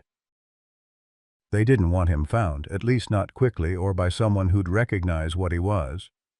But why not just take him? Why leave him at all? Good question. Thomas rewound the footage, freezing on the clearest image of the second pair of men. Need to identify these two. They're the key to understanding what's really happening. As they prepared to leave, Ethan asked Jolene if she could burn the relevant footage to a DVD. She hesitated, clearly concerned about potential repercussions, but eventually agreed. "Just don't tell anyone where you got it," she insisted. "I need this job." On the drive back, Thomas called his contact, Colonel Hayes, describing what they'd discovered without mentioning how they'd obtained the footage. Hayes promised to see if he could identify the men or the agency associated with the second vehicle's plates. "You think Sullivan knows about this?" Ethan asked after Thomas ended the call. "Hard to say. Could be operating on legitimate orders without knowing the full backstory." Thomas stared out at the passing landscape. "Or he could be part of whatever operation these men represent. Either way, we need to tread carefully." When they arrived home, they found Sarah and Olivia in the backyard with Valor, who was demonstrating remarkable progress in response to Sarah's training commands. The dog executed each instruction with precision, his focus on the teenager complete and unwavering. "He's bonded to her," Olivia observed quietly as they watched from the porch. "In military terms, he's accepted her as his primary handler." "Will that help our case?" Ethan asked. "Maybe. Dogs with PTSD often form singular attachments. It's part of their healing process. Breaking that bond could trigger regression." She sighed. "But I doubt Sullivan will consider that a compelling argument against reassignment." As evening approached, Thomas received a call from Colonel Hayes. The conversation was brief but intense, with Thomas mostly listening, his expression growing increasingly troubled. "Well?" Ethan prompted when he hung up. Hayes identified one of the men, the one who took Valor's vest. Former Special Activities Division, now works for a private military contractor called Cerberus Strategic. Thomas's voice carried a grim note. "They specialize in deniable operations, the kind governments don't want officially linked to them." "What does that have to do with Valor?" Hayes couldn't access Commander's full service record, too highly classified. But he found references to a joint operation in Syria involving military K-9 units and CIA personnel. Timeline matches Commander's missing 3 months. Thomas met Ethan's gaze steadily. Whatever happened during that operation, someone's gone to considerable lengths to ensure Commander and what he might have witnessed disappears permanently. The implications were chilling. Valor wasn't just a military asset being reclaimed, he was a loose end being tied up, a potential witness to something that powerful people wanted buried. "So, Sullivan, tomorrow," Ethan began. "Could be legitimate military reclamation," Thomas acknowledged, "or could be a cover for something else entirely." "Either way, they're taking Valor," Sarah said from the doorway, where she'd evidently overheard enough to understand their predicament. Her face was pale but determined. "Unless we do something." As night fell, the Mercer household prepared for what might be their last hours with Valor. The German shepherd seemed to sense the tension, staying close to Sarah while maintaining his vigilant awareness of his surroundings. When she finally went to bed, the dog positioned himself at the foot of her bed, a self-appointed guardian.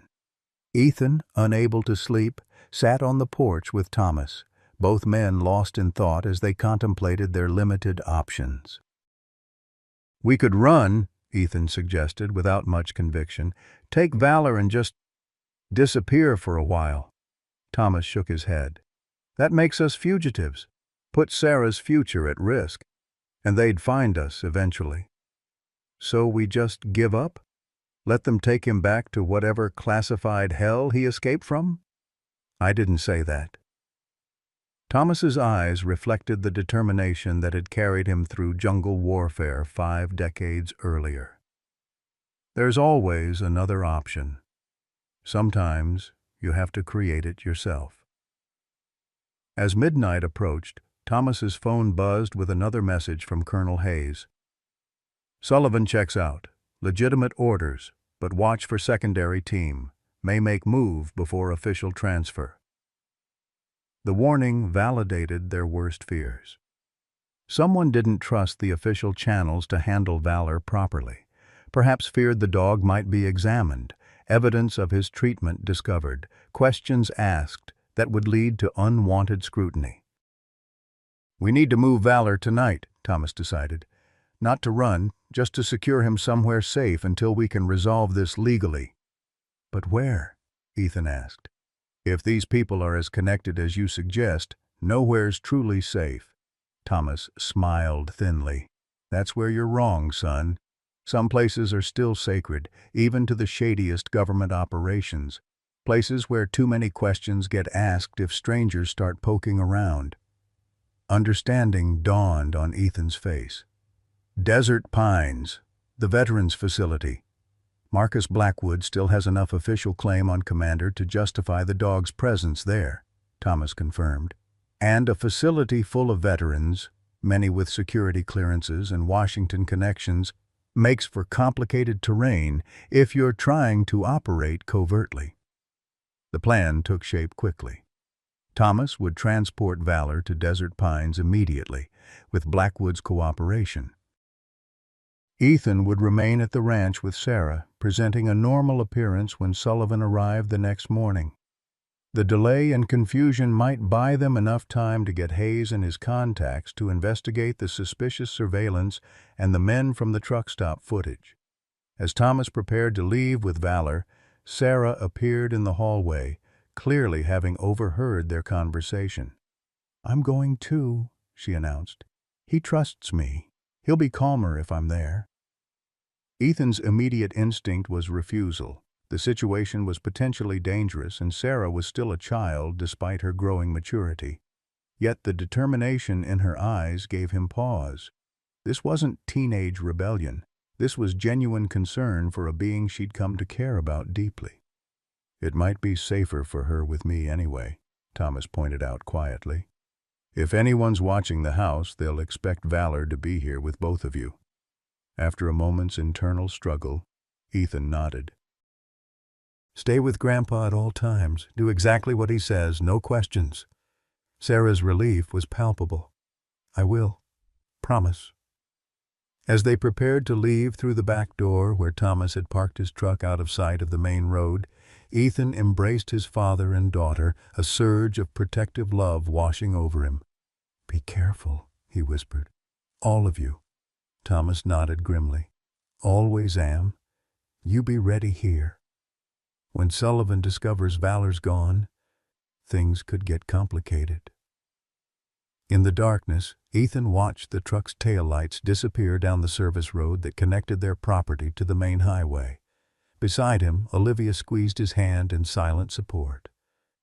"They'll be okay," she said, with more confidence than either of them truly felt. "I know." Ethan turned back toward the house, his resolve hardening. "Now we prepare for tomorrow." Inside, as they double-checked doors and windows, Ethan's phone buzzed with another text from the unknown number. "They're moving tonight. Not Sullivan. Watch your back." The warning sent a chill through Ethan's spine. Had they moved quickly enough? Or had they just separated their strength at the worst possible moment? The desert night embraced Thomas's truck as it wound along the back roads toward Desert Pines. In the passenger seat, Sarah sat rigidly upright, one hand buried in Valor's fur as the German shepherd crouched in the footwell. The dog's posture was alert but calm, drawing reassurance from Sarah's touch despite the tension radiating from both humans. "We're being followed," Thomas announced quietly, his eyes flicking to the rearview mirror. "Black SUV keeping its distance. Noticed it about 5 miles back." Sarah's breath caught. "What do we do?" "Nothing dramatic." Thomas's weathered hands remained steady on the wheel, his voice deliberately casual. "They're likely just tracking us for now. If they wanted to intercept, they'd have done it already." The revelation that they were under surveillance transformed the night landscape from merely dark to actively threatening. Every shadow along the roadside became a potential ambush point, every curve a moment of vulnerability. Called Colonel Harris at Desert Pines, Thomas continued. He's expecting us. Blackwood, too. Will he help? Sarah asked, her voice smaller than usual. After everything? Thomas nodded. Marcus Blackwood may be broken, but he still understands duty, and he cares about commander, valor, in his own way. The truck rounded a bend in the road, headlights briefly illuminating a roadside sign, Desert Pines, 5 miles. Almost there. Sarah allowed herself a small breath of relief. Then Thomas swore softly, easing off the accelerator. "What is it?" Sarah asked, alarm sharpening her voice. "Roadblock ahead." Thomas squinted through the windshield at the flashing lights in the distance. Could be legitimate, accident, DUI checkpoint. Could also be trouble. As they drew closer, the scene crystallized. 2 police cruisers angled across the road, lights pulsing in the darkness. Officers stood beside the vehicles, silhouettes rendered anonymous by the night and distance. "Local sheriff's department," Thomas observed. "Stay calm. Let me do the talking." He slowed the truck to a stop as directed by an officer with a flashlight, rolling down his window with an expression of polite inquiry. "Evening, officer. Problem on the road ahead?" The deputy leaned down, shining his flashlight briefly into the cab. His eyes registered Sarah, then dropped to where Valor crouched, partially hidden. "License and registration, sir." The deputy's tone was professional but rigid, lacking the easy familiarity typical of rural law enforcement. Thomas complied, movements deliberate and non-threatening. "Mind telling me what this is about?" "Just a routine check, sir." The deputy examined Thomas's documents with unnecessary thoroughness. "Where are you headed this time of night?" "Desert Pines Veterans Facility? Visiting a friend?" The deputy's eyes narrowed slightly. "With a minor? At midnight?" "My granddaughter," Thomas clarified. "Family emergency." Another deputy approached the passenger side, shining his flashlight directly at Valor. The German shepherd remained still, but Sarah felt his muscles tense beneath her hand. "That's an interesting-looking dog you've got there," the second deputy commented. "German shepherd, military trained by the looks of him. Mind if I see his tags?" The artificial casualness of the question sent warning signals blaring through Sarah's mind. These weren't random deputies conducting a routine stop. Thomas seemed to reach the same conclusion. "Actually, I do mind. Dog's been through some trauma. Doesn't do well with strangers handling him. Now, if there's no specific reason you're detaining us..." The first deputy straightened, hand drifting subtly toward his holster. "Sir, I'm going to need you to step out of the vehicle." The situation balanced on a knife edge of potential violence. Sarah felt her heart hammering against her ribs as her grandfather slowly reached for the door handle. Then, like divine intervention, a new set of headlights appeared on the road behind them, the unmistakable high beams of another police vehicle approaching at speed. The deputies exchanged glances, their attention momentarily diverted. Thomas seized the opportunity, leaning out his window. "Is there a problem here, Sheriff Dawson?" The new arrival, a large SUV with Sheriff emblazoned on its side, pulled alongside the roadblock. The driver's window descended to reveal a weathered face beneath a wide-brimmed hat. Sheriff Elijah Dawson, a man Thomas evidently recognized. "Thomas Mercer," the sheriff acknowledged, his expression unreadable. "Interesting place to run into you." "Isn't it, though?" Thomas replied evenly. "Your deputies here seem very interested in my dog." Sheriff Dawson surveyed the scene, his gaze lingering on the deputies' tense postures. "Mason Edwards, who authorized this roadblock?" The deputies exchanged uncomfortable glances. "Got a call from dispatch, sir, looking for suspects in a break-in at the Wilson property." "Funny," Dawson drawled. "I don't recall authorizing any roadblocks tonight, and I definitely don't recall putting out an APB on any German shepherds." He stepped from his vehicle. Why don't you boys clear this road while I have a word with Mr. Mercer here? The deputies hesitated briefly, then moved to reposition their vehicles. Sheriff Dawson approached Thomas's truck, leaning in confidentially. You want to tell me why 2 of my deputies are running an unauthorized roadblock specifically targeting your vehicle, Thomas? Long story, Eli. Involves that military dog fraud case from last year. Thomas kept his voice low. Need to get to Desert Pines. It's a matter of life and death. For the dog, maybe for us, too. Dawson studied him for a long moment. Those weren't my deputies, were they? Don't think so. Uniforms looked right, but the demeanor was off. Jesus, Dawson straightened. Follow me. I'll escort you to Desert Pines myself. With the sheriff's SUV leading the way, they bypassed the now dismantled roadblock. The deputies watched them pass with undisguised frustration. Who were those men? Sarah asked once they were safely back on the road. Operatives, Thomas replied grimly. Using fake credentials, fake uniforms, Sheriff Dawson showing up like that. That was lucky. Too lucky. Sarah frowned. You think he knew? Was waiting for us? Someone tipped him off. Same someone who's been texting your dad, I'd guess. Thomas's weathered face creased in thought. We've got an ally somewhere in this mess. Question is, who? At Desert Pines, they were met by Colonel Harris and 2 security guards at the main gate. Sheriff Dawson conferred briefly with Harris before departing with a warning to Thomas to watch his 6, military slang for watching one's back. Inside the secure facility, they were escorted to a small conference room where Marcus Blackwood waited, his posture military straight despite his cane and the late hour. His eyes immediately fixed on Valor, who stiffened at the sight of his former handler. Commander, Blackwood acknowledged softly. Then, noticing the dog's protective positioning beside Sarah, or Valor now, I hear. Thank you for agreeing to help, Thomas said, extending his hand. Blackwood shook it firmly. When Colonel Harris explained the situation, he broke off, his expression darkening. Let's just say I recognize certain patterns from my own service. Sarah maintained a cautious distance from Blackwood, her hand never leaving Valor's fur.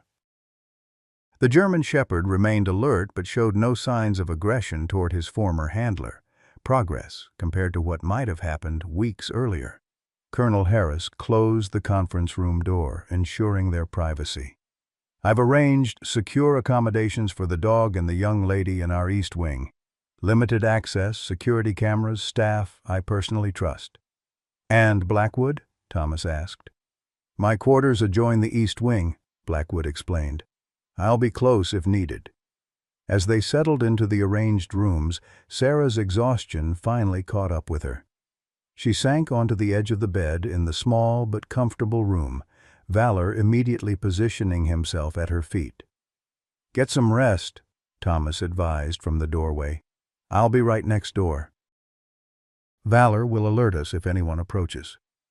Do you think Dad's okay? Sarah asked, the vulnerability in her voice a reminder that despite her growing maturity, she was still a 15-year-old thrust into a frightening situation. Your father can handle himself, Thomas assured her. Always could, even before the fire department. Got a good head in a crisis. After Thomas left, Sarah changed into the spare clothes they'd hastily packed and crawled into bed. Valor jumped up beside her without invitation, something he'd never done before, and settled into a protective position that allowed him to watch both the door and the window.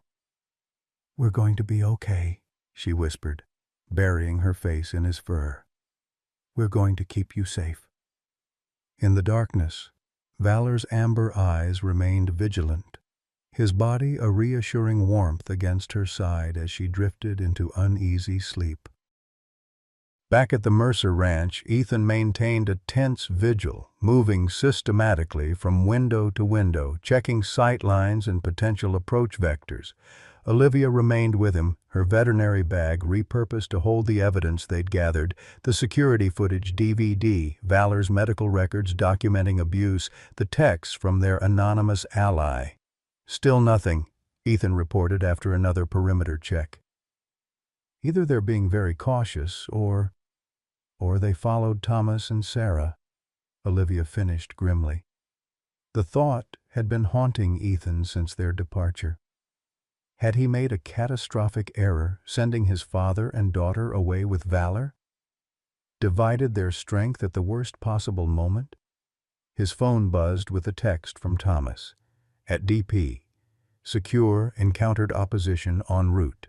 Sheriff Dawson assisted. SV safe. The message brought momentary relief, followed by renewed anxiety. Encountered opposition meant his fears had been justified. Someone had tried to intercept them, and while they'd escaped this time, the threat remained. "Ethan," Olivia called softly from the kitchen window. "Vehicle approaching." He joined her, peering through the blinds at the black SUV crawling up their access road, headlights off despite the darkness. Not Sullivan. He wouldn't arrive until morning, and certainly not with such stealth. "Get in the bathroom," Ethan instructed, his voice calm despite the adrenaline flooding his system. "Lock the door. Don't come out unless you hear my voice. If something happens, call Sheriff Dawson directly." Olivia hesitated, clearly reluctant to leave him alone, then nodded and disappeared down the hallway. Ethan positioned himself beside the front door, lights dimmed throughout the house to suggest occupants asleep. From this vantage, he could observe anyone approaching the front entrance. The SUV stopped about 50 yards from the house, parking at an angle that suggested its occupants wanted quick departure capability. Two figures emerged, men in dark clothing, moving with the purposeful efficiency of professional operators. They separated, one approaching the front entrance, while the other circled toward the back of the house. Ethan tracked the first man's approach, noting the deliberate way he avoided direct sight lines from windows. This was no amateur burglar or random threat. This was someone with tactical training. The man reached the front porch, stepping carefully to avoid creaking boards. He examined the door briefly, then produced what appeared to be a lock-picking set from his pocket. Ethan made his decision. Moving silently to the kitchen, he retrieved Thomas's shotgun from its cabinet and returned to his position near the front door. As the lock mechanism clicked faintly, he raised the weapon to his shoulder, aiming center mass. The door swung open slowly. The intruder took one step inside before freezing at the unmistakable sound of a shotgun being racked. "That's far enough," Ethan said evenly. "Hands where I can see them." The man complied, raising his hands slowly. "Mr. Mercer, we need to talk about Commander." "You've got a funny way of starting conversations," Ethan replied, keeping the shotgun trained on the intruder's chest. "Breaking into my home in the middle of the night. We couldn't approach officially." The man's voice was calm, professional. "There are complications you don't understand." "I understand plenty," Ethan countered. "Including the fact that you and your partner moved Valor, Commander, from the truck stop entrance to the dumpster area and removed his service vest. I have the security footage." A flash of surprise crossed the intruder's face before his professional mask reasserted itself. "The dog is government property, Mr. Mercer. And he's connected to matters of national security. He's also a living being who was abused and abandoned," Ethan replied, anger edging his voice. "And I have the medical records to prove it." A noise from the back of the house interrupted their standoff. A brief scuffle, followed by a thud and silence. Ethan's pulse quickened. The second intruder had encountered something unexpected. "Your partner seems to have run into trouble," Ethan observed, not taking his eyes off the first man. "Mr. Mercer," the intruder began again, a new urgency in his tone. "You need to listen carefully. The people coming for Commander tomorrow, they're not who they claim to be. Captain Sullivan is legitimate military, but he's being used as cover by others with different agendas. Why should I believe you?" "Because I'm the one who's been texting you," the man replied. "Trying to warn you." Before Ethan could process this revelation, the hallway light switched on, revealing Olivia standing there, alongside a tall, silver-haired man in civilian clothes holding the second intruder at gunpoint. "Found this one trying to come through the kitchen window," the silver-haired man announced. "Getting sloppy, Jenkins." The first intruder, Jenkins, sighed in apparent resignation. "Director Hayes, I should have known you'd be involved personally." Ethan's mind raced to catch up. "Hayes? As in Colonel Richard Hayes, my father's contact?" The silver-haired man nodded. "Retired colonel, current director of special investigations for the Department of Defense Inspector General's office." He gestured with his weapon. "Jenkins here works for me. Or did, until he went rogue 3 months ago." Jenkins's expression hardened. "With respect, sir, I didn't go rogue. I went underground. There's a difference." "Perhaps we should all sit down," Hayes suggested mildly. This situation has become unnecessarily complicated." Minutes later, they were gathered in the living room, Hayes and Jenkins seated across from Ethan and Olivia, the second intruder secured in the garage under Hayes's direction. The atmosphere crackled with tension and unanswered questions. "I apologize for the dramatic entrance," Hayes began, "but when Jenkins here decided to approach you directly, I needed to intervene." "I don't understand," Ethan said. "If you're both on the same side—" "We're not," Jenkins interrupted. "Not anymore." He looked to Hayes. "Sir, with respect, they need to know the truth about Operation Shadowpaw." Hayes's expression tightened. "That's classified information, Agent Jenkins." "Classification is being used to cover crimes," Jenkins countered. "You know it as well as I do." Olivia leaned forward. "What does this have to do with Valor? With Commander?" Hayes and Jenkins exchanged looks, a silent negotiation passing between them. Finally, Hayes sighed. "Very well. A limited briefing, given the circumstances." He fixed Ethan with a penetrating stare. "What I'm about to tell you is classified at the highest levels. Under normal circumstances, sharing this information would be treason." "I understand," Ethan said, though in truth he was struggling to process how his rescue of an abandoned dog had led to this moment, sitting in his living room with government agents discussing classified operations. Hayes began his explanation. 3 years ago, a joint special operations task force was formed to target high-value terrorist assets in Syria. The program, codenamed Shadowpaw, incorporated specialized K9 units for tracking, breach operations, and other functions.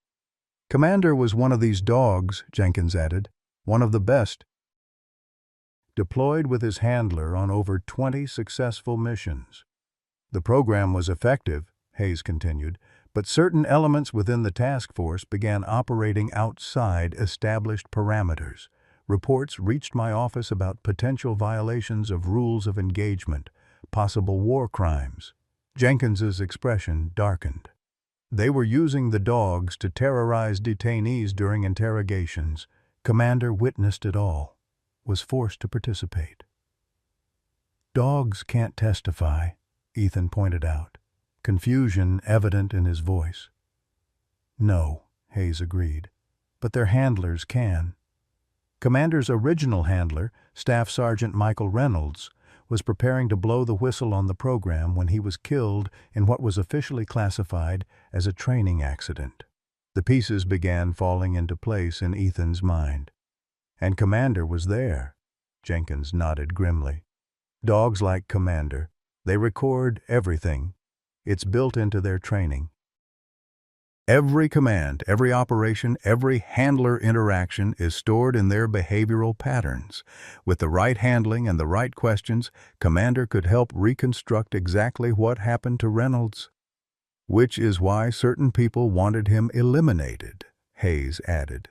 "The dog was reassigned to the VA program placed with Marcus Blackwood, a convenient solution that removed him from the operational theater while maintaining the appearance of proper procedure."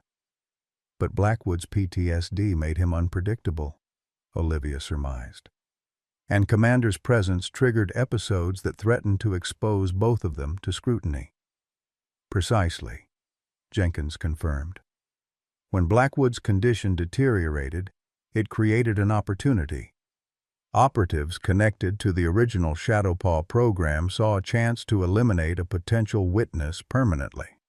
By making it look like Blackwood abandoned him due to his PTSD, Ethan concluded. A tragic but believable story that would end with Commander euthanized or lost in the system. Hayes nodded. What they didn't count on was you, Mr. Mercer. Your persistence in rescuing the dog and investigating his background forced them to accelerate their timeline.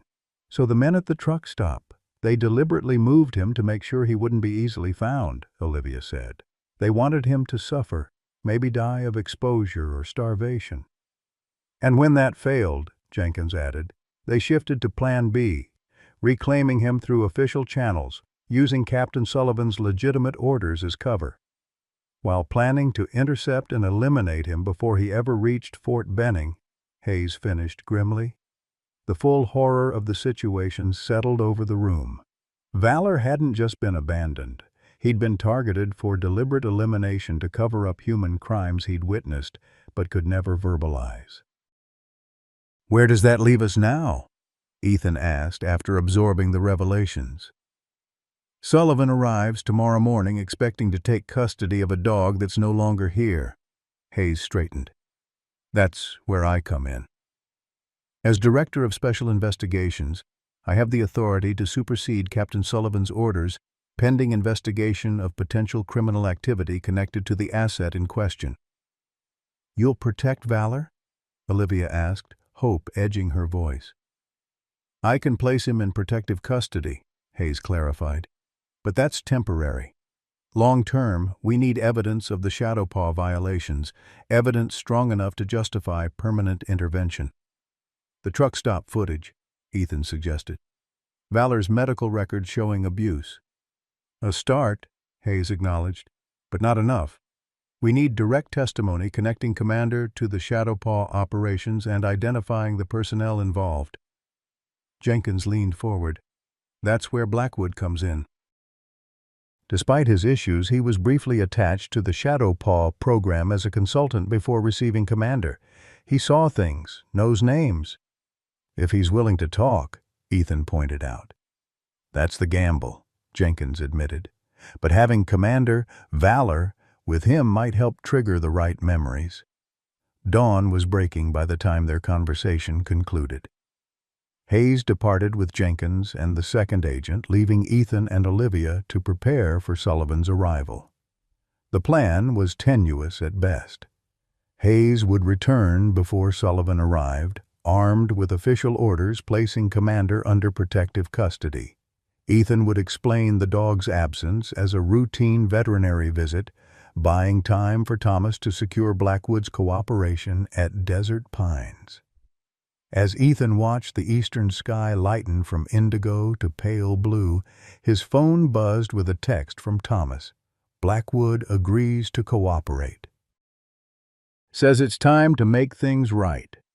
How are things there?"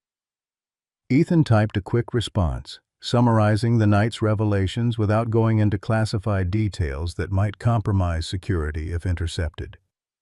As he sent the message, a cold realization settled in his chest. They were now officially involved in a government conspiracy investigation. Their family, their home, had become the epicenter of a conflict with potentially lethal stakes. The weight of this new reality pressed down on him as he watched the sunrise paint the red rocks of Sedona in golden light. Whatever happened next, there would be no going back to the simple life they'd known before Valor entered their world. For better or worse, their fates were now intertwined with the German shepherds, bound together by secrets, danger, and the fierce determination to protect what was right. Captain Sullivan's black SUV appeared at the end of their access road precisely at 0900 hours, military punctuality on full display. Ethan stood on the porch, watching its approach with a carefully neutral expression that belied his inner tension. Hayes had not yet returned. The protective custody orders he'd promised remained undelivered. The carefully constructed plan was already fraying at its edges. "Stick to the veterinary visit story," Olivia murmured beside him. "Buy time." Ethan nodded almost imperceptibly as Sullivan parked and emerged from his vehicle, accompanied not by Lieutenant Walsh from the previous day, but by two new men in civilian attire whose alert postures and scanning gazes marked them as security personnel. "Mr. Mercer," Sullivan greeted him crisply. "I believe you know why we're here." "Captain Sullivan," Ethan acknowledged. "Yes, I do. But there's been a complication." Sullivan's expression hardened. "What kind of complication?" "Valor, Commander, had a medical emergency last night," Olivia interjected smoothly, stepping forward with professional confidence. "As his attending veterinarian, I authorized his transfer to our main facility in Flagstaff for treatment." Sullivan studied her skeptically. "What kind of emergency?" "Suspected internal bleeding from previously untreated injuries," Olivia replied without hesitation, consistent with the abuse he suffered before Mr. Mercer found him. The captain's eyes narrowed, clearly assessing the plausibility of their story. "I'll need the address of this facility. We'll proceed there immediately to take custody." "Of course," Olivia agreed. "Though I should warn you, he's currently under sedation for diagnostic procedures. Transport would be medically inadvisable for at least 24 hours. One of the men accompanying Sullivan stepped closer, whispering something in the captain's ear. Sullivan's expression shifted subtly, a flicker of uncertainty crossing his face. "Mr. Mercer," he began again, his tone more measured, "I understand your concern for the dog's welfare. However, my orders are explicit. Commander is to be returned to military custody today." "I don't doubt your orders, Captain," Ethan replied carefully. "But surely they don't require endangering the animal's health." Before Sullivan could respond, a new vehicle appeared on the access road, Hayes's government sedan approaching at a deliberate pace. Relief flooded through Ethan. The cavalry had arrived, just in time. Sullivan turned at the sound of the approaching car, his posture stiffening as he recognized the Department of Defense insignia on the vehicle. "What is this?" he demanded. "This," Ethan said with newfound confidence, "is the other complication." Director Hayes emerged from his vehicle with the measured confidence of a man accustomed to authority. His silver hair caught the morning sunlight as he approached, official credentials already in hand. The two men flanking Captain Sullivan tensed visibly, their postures shifting from professional alertness to something more guarded. "Captain Sullivan," Hayes greeted him with crisp formality. "Richard Hayes, Director of Special Investigations, Department of Defense, Inspector General's Office." He extended his credentials for inspection. "I believe we have a situation that requires clarification." Sullivan examined the credentials with careful scrutiny, his expression betraying nothing. "Director Hayes, this is unexpected. May I ask why the Inspector General's office is interested in a routine equipment retrieval?" "Equipment?" Hayes raised an eyebrow, his tone deceptively mild. "Is that how the Army classifies its K-9 personnel now?" "Interesting semantic choice, Captain." The subtle rebuke hung in the air between them. Sullivan's jaw tightened almost imperceptibly. "Figure of speech, sir. Nothing more." "Of course." Hayes reached into his jacket, producing an official envelope. "These orders place K-9 Commander under protective custody pending an investigation into irregularities surrounding his service record and subsequent treatment. The orders supersede your retrieval authorization, effective immediately." Sullivan accepted the envelope with obvious reluctance, his eyes scanning the document inside. The two men accompanying him exchanged glances, a wordless communication that raised Ethan's hackles. Those weren't the reactions of subordinates awaiting instructions. They were the calculations of men with their own agenda. "These appear to be in order," Sullivan acknowledged finally. though I'm obligated to confirm their authenticity with my command." "By all means," Hayes agreed. "In the meantime, perhaps you could introduce your associates. I don't believe they were mentioned in your official orders yesterday."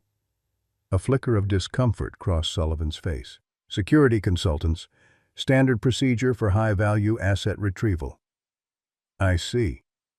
Hayes studied the men with clinical interest. "And their names?" "Wilson and Tanner," Sullivan supplied after a moment's hesitation. "Contracted through the Pentagon's Civilian Security Division." Hayes nodded, though Ethan could tell from his expression that something about this explanation didn't satisfy him.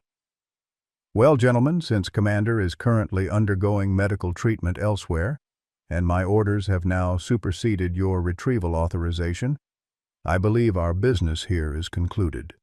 Sullivan didn't move. "With respect, Director, my orders came directly from Brigadier General Harkins.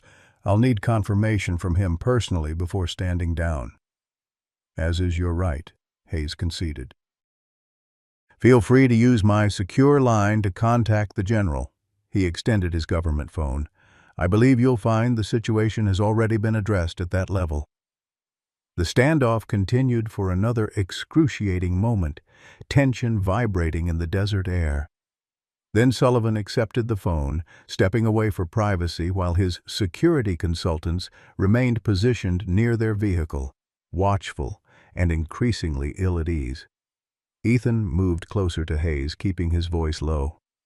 "Those aren't regular security contractors, are they?" "No," Hayes confirmed quietly. "Wilson is actually former CIA Special Activities Division. I recognize him from joint operations briefings. The other one I can't place, but he's definitely not Pentagon-approved security." Sullivan. "Likely legitimate, but compromised. Either knowingly involved or being used as a convenient front." Hayes maintained his composed exterior while they spoke. "The question is whether they'll back down now that official channels have been blocked." Sullivan returned, his expression professionally neutral as he handed back Hayes's phone. "I've received confirmation of your authority in this matter, Director. My team will stand down pending further instructions from Command." "Excellent." Hayes accepted the phone. "I appreciate your cooperation, Captain. This is a sensitive investigation, and discretion is paramount." Something in Sullivan's eyes suggested he understood more than he was admitting. "Of course, sir. Is there anything else you require from me before we depart?" "Actually, yes." Hayes removed a small digital recorder from his pocket, activating it with deliberate formality.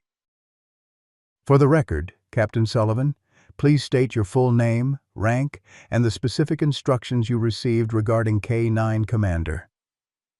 Sullivan hesitated, glancing toward his companions, who had now moved to their vehicle and appeared to be preparing to depart, a departure that seemed strangely hurried given the circumstances.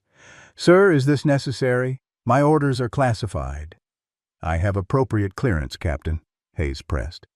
"And given the irregularities surrounding this case, a complete record is essential for all parties' protection, including yours." Sullivan straightened, making a visible decision. "Captain James Sullivan, U.S. and Army Veterinary Corps." "My orders were to retrieve K-9 Commander, service number WD5479, and return him to Fort Benning for reassessment and potential redeployment." "And who specifically issued those orders?" "Brigadier General Robert Harkins, through Colonel William Pierce." Hayes nodded, continuing his questions while maintaining eye contact. "Were you briefed on Commander's status prior to this assignment? Specifically his condition when found abandoned, or his history with Marcus Blackwood?" "I received a basic briefing," Sullivan acknowledged, his discomfort growing more evident. "I was told the dog had been improperly transferred from military custody and needed to be recovered. Were you informed of any connection between Commander and Operation Shadow Paw?" The question landed like a thunderclap in the clear desert air. Sullivan's face drained of color, his professional composure cracking for the first time. "Sir, that's a highly classified program." "I'm not authorized to discuss."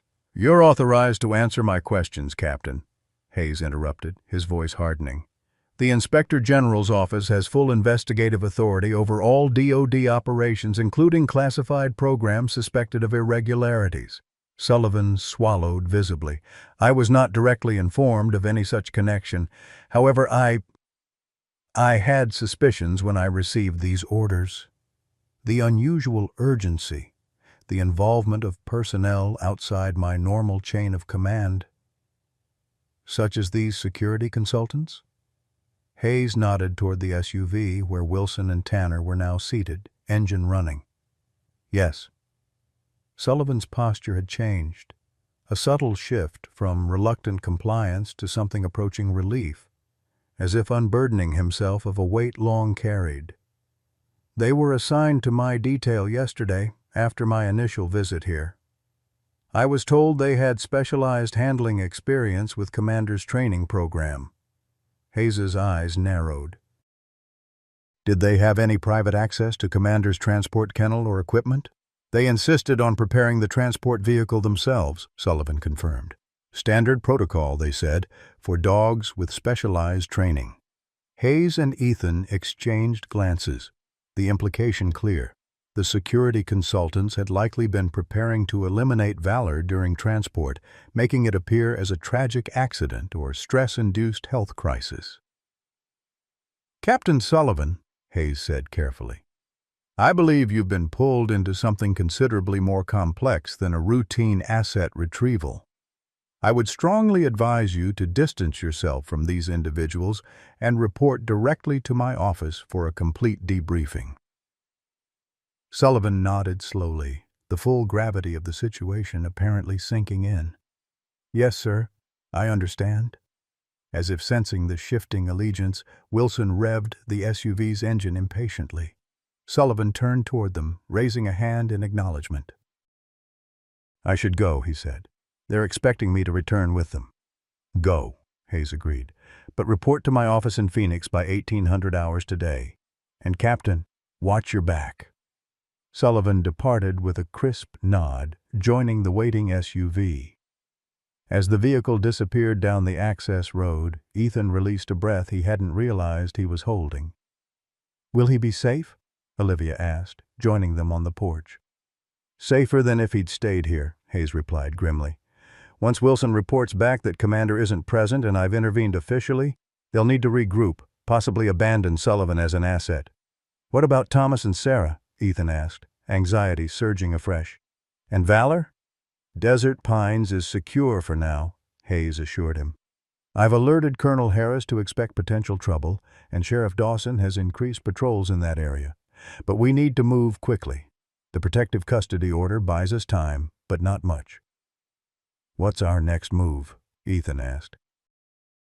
Hayes's expression was resolute. We need Blackwood's testimony. Detailed, documented, and corroborated. If he can provide names, dates, specific incidents connecting Commander to Operation Shadowpaw violations, we have a chance of shutting this down permanently. And if he can't, or won't, then we're back to square one, Hayes admitted, and Commander, Valor, remains at risk indefinitely. The desert heat intensified as morning transitioned to midday. Ethan packed essentials while Olivia prepared her veterinary equipment, anticipating any medical needs Valor might have. Hayes coordinated security with Sheriff Dawson and arranged for a safe house in Phoenix, where they could consolidate their forces and debrief Blackwood properly. As they prepared to depart for Desert Pines, Ethan's phone buzzed with a text from Sarah. Something's wrong with Grandpa. Sick suddenly. Not letting me call doctor. Says not safe. What do I do? Cold fear washed through Ethan as he showed the message to Hayes. Poison, most likely, Hayes concluded grimly. Or something to incapacitate him. They're making their move. But how? Desert Pines is secure. Inside job, perhaps. Or they found a vulnerability we missed. Hayes was already moving toward his vehicle. We need to get there now. Tell Sarah to lock herself in with Valor and trust no one until we arrive. The 40-minute drive to Desert Pines stretched into an eternity of anxiety for Ethan. Every passing minute amplified his fear for Thomas and Sarah, his family, now endangered because of their determination to protect Valor. The German Shepherd had begun as a rescue, a good deed born of compassion, but had transformed into something far more complex, a living witness to crimes powerful people desperately wanted buried. When they finally arrived at Desert Pines, the facility appeared deceptively normal. Security personnel manned the entrance gate, checking IDs with standard efficiency. Inside, residents went about their routines in the common areas, seemingly unaware of any unusual activity. Colonel Harris met them at the administration building, his expression grave. Thomas Mercer became ill approximately 2 hours ago. Symptoms suggest possible sedative or mild poison. Nothing immediately life-threatening, but enough to incapacitate him. "Where is he now?" Ethan demanded. "Infirmary, under observation. He refused standard treatment, insisted on being monitored only by our head nurse, someone he trusts personally." "Smart," Hayes commented. "If someone inside is compromised, medical treatment provides an ideal cover for further harm." "And Sarah? Valor?" Ethan pressed. "Secure in the East Wing with Blackwood," Harris assured him. "Your father's last coherent instruction before the symptoms worsened was to place them under Blackwood's direct protection. No one enters or leaves without his approval. Take us there," Hayes directed. "Immediately." As they traversed the facility's corridors, Ethan noticed subtle security measures in effect. Cameras more actively monitored, certain doorways now guarded, staff moving with heightened awareness. Harris had clearly taken Thomas's warnings seriously. The East Wing required biometric access. Harris's palm print and retinal scan opening heavy security doors that separated it from the main facility. "Originally designed for high-risk PTSD patients," he explained as they entered. "Controlled environment, limited access points, independent security systems." They found Sarah in a small common room, Valor lying protectively at her feet, while Marcus Blackwood stood guard nearby, leaning on his cane but radiating a vigilance that transcended his physical limitations. The reunion between Ethan and Sarah was brief but intense, her teenage stoicism crumbling momentarily as she hugged him with desperate relief. "Grandpa got sick right after breakfast," she reported, her voice steady despite the fear evident in her eyes.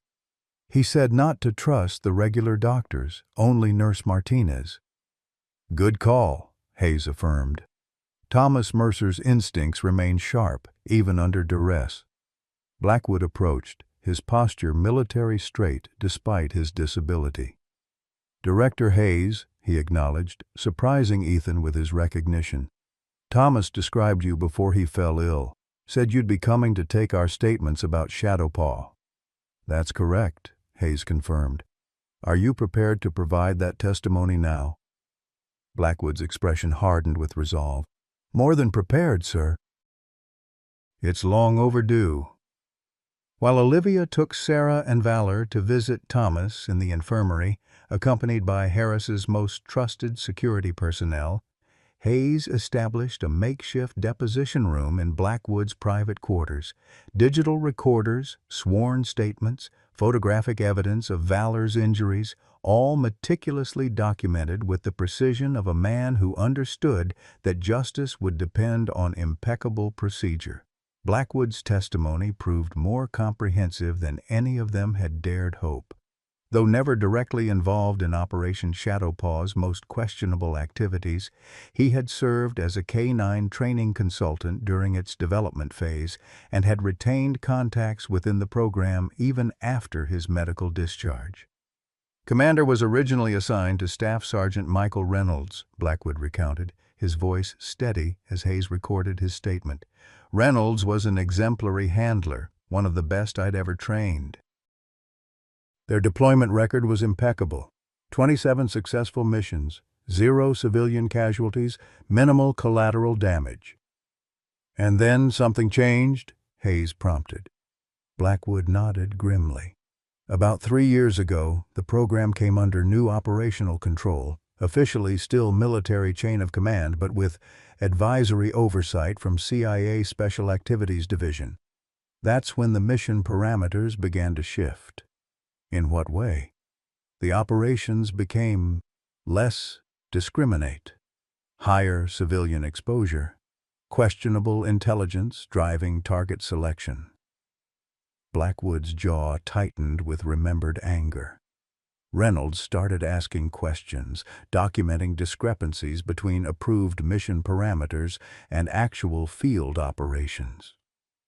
"And Commander witnessed these operations?" Ethan asked, struggling to understand how a dog, however well trained, could be significant to such a conspiracy.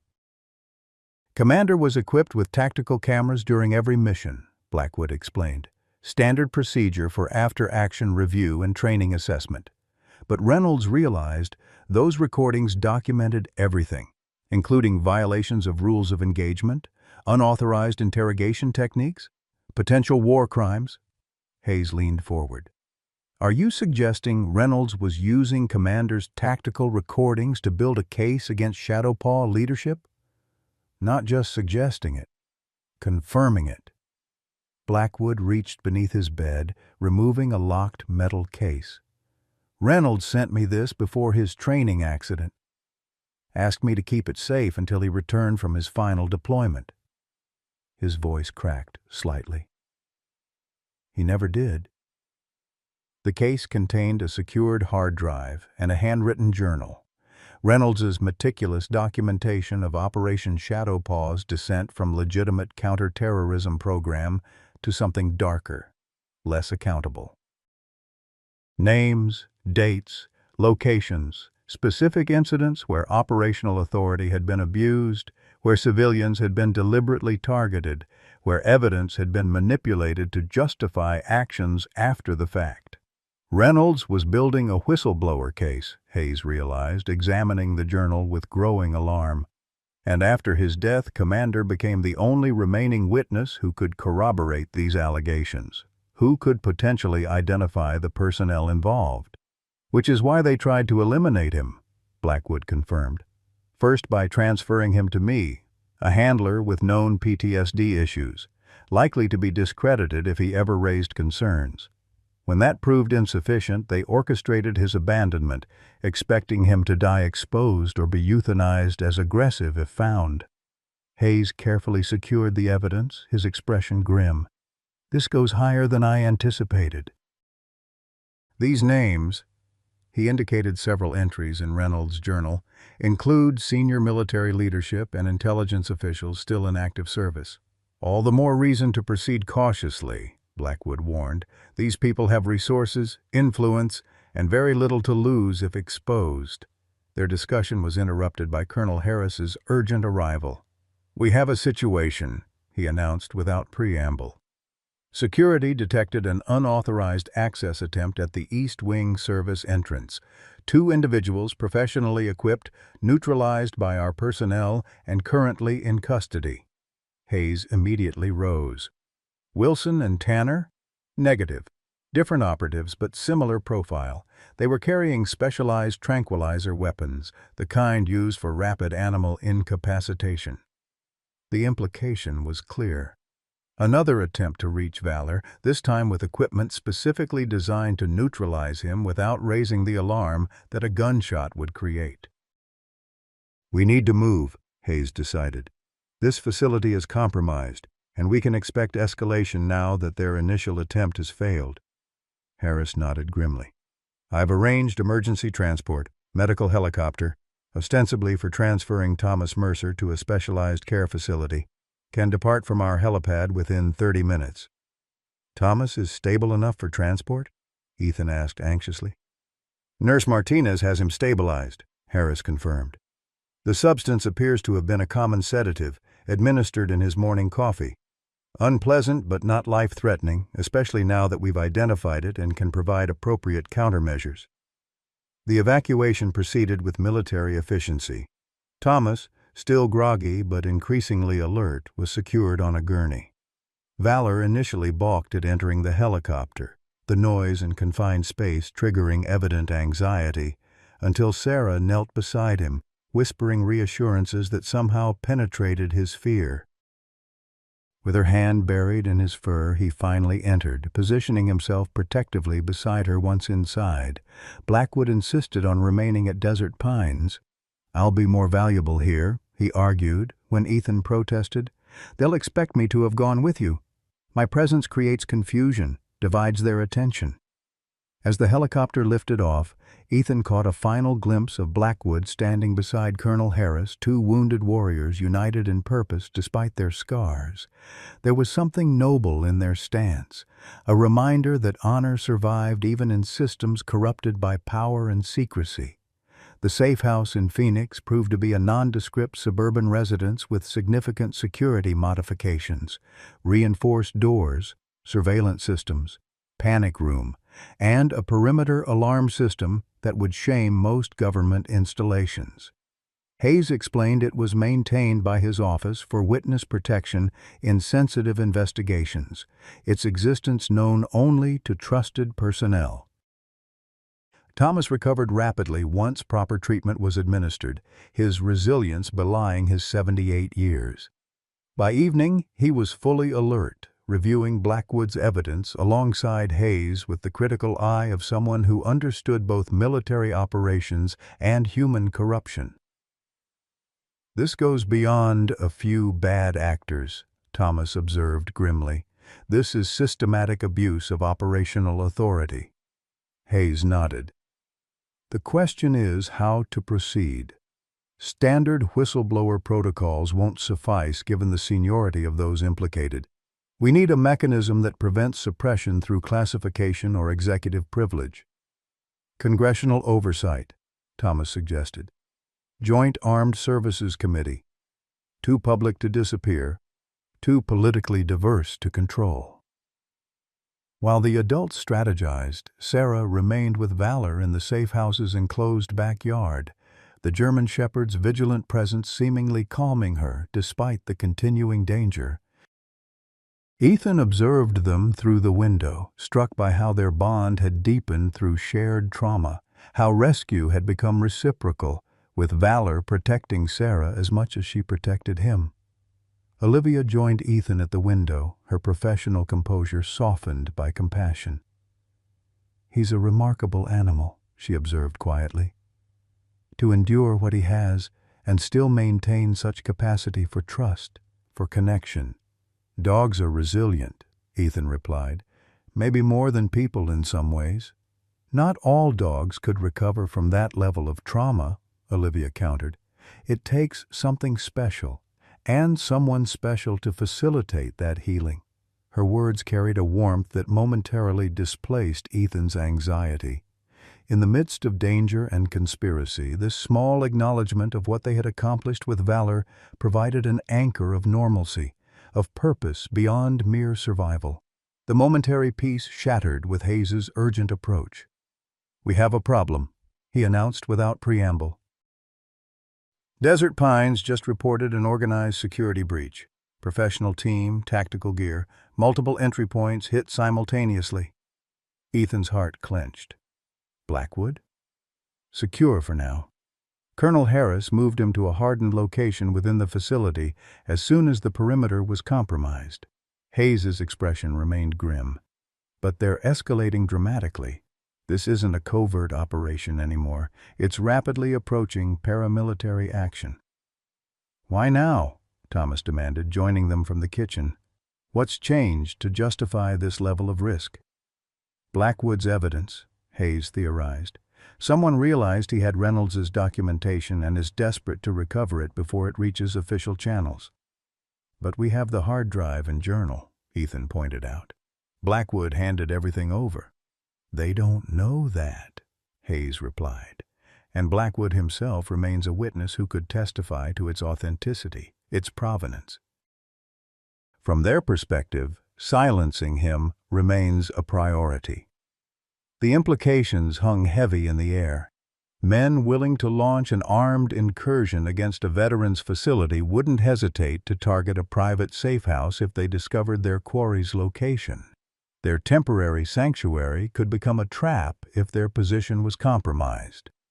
Hayes made a swift decision. "We need to split up. I'll take the evidence directly to Washington. Secure courier flight, minimal digital footprint. The rest of you need to relocate immediately to a secondary safe house." "And Valor?" Sarah asked from the doorway, where she'd apparently overheard enough to understand their situation had deteriorated further. Hayes considered the question carefully. "The dog remains a key witness in his own way. Unique training, unique knowledge of the personnel involved. They'll continue targeting him until the case is fully exposed and those responsible face consequences." "So he stays with us?" Sarah concluded, her tone making it clear this wasn't a question but a statement of fact.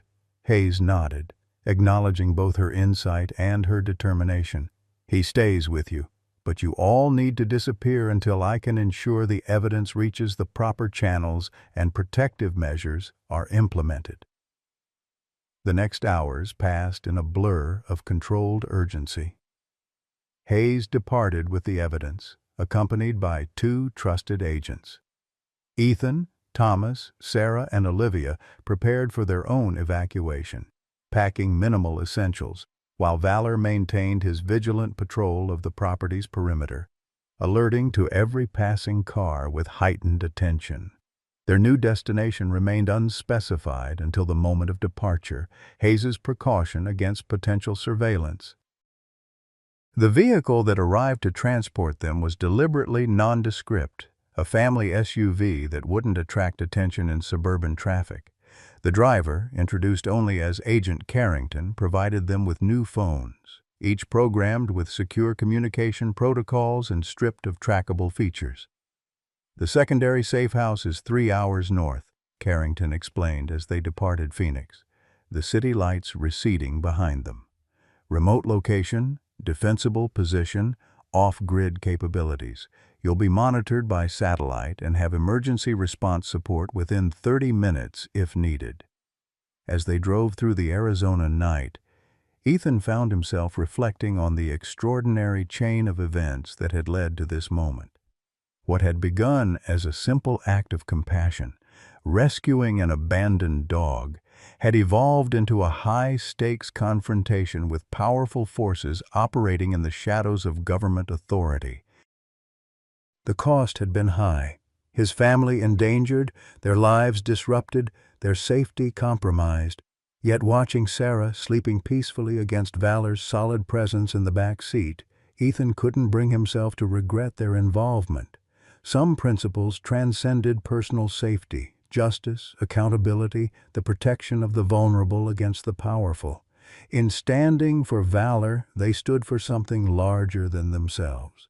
The winding mountain road narrowed as they ascended into pine-covered terrain, the air growing noticeably cooler with each mile of elevation gained. Valor remained alert despite the late hour, his amber eyes reflecting occasional moonlight through the windows, his body positioned protectively beside the sleeping Sarah.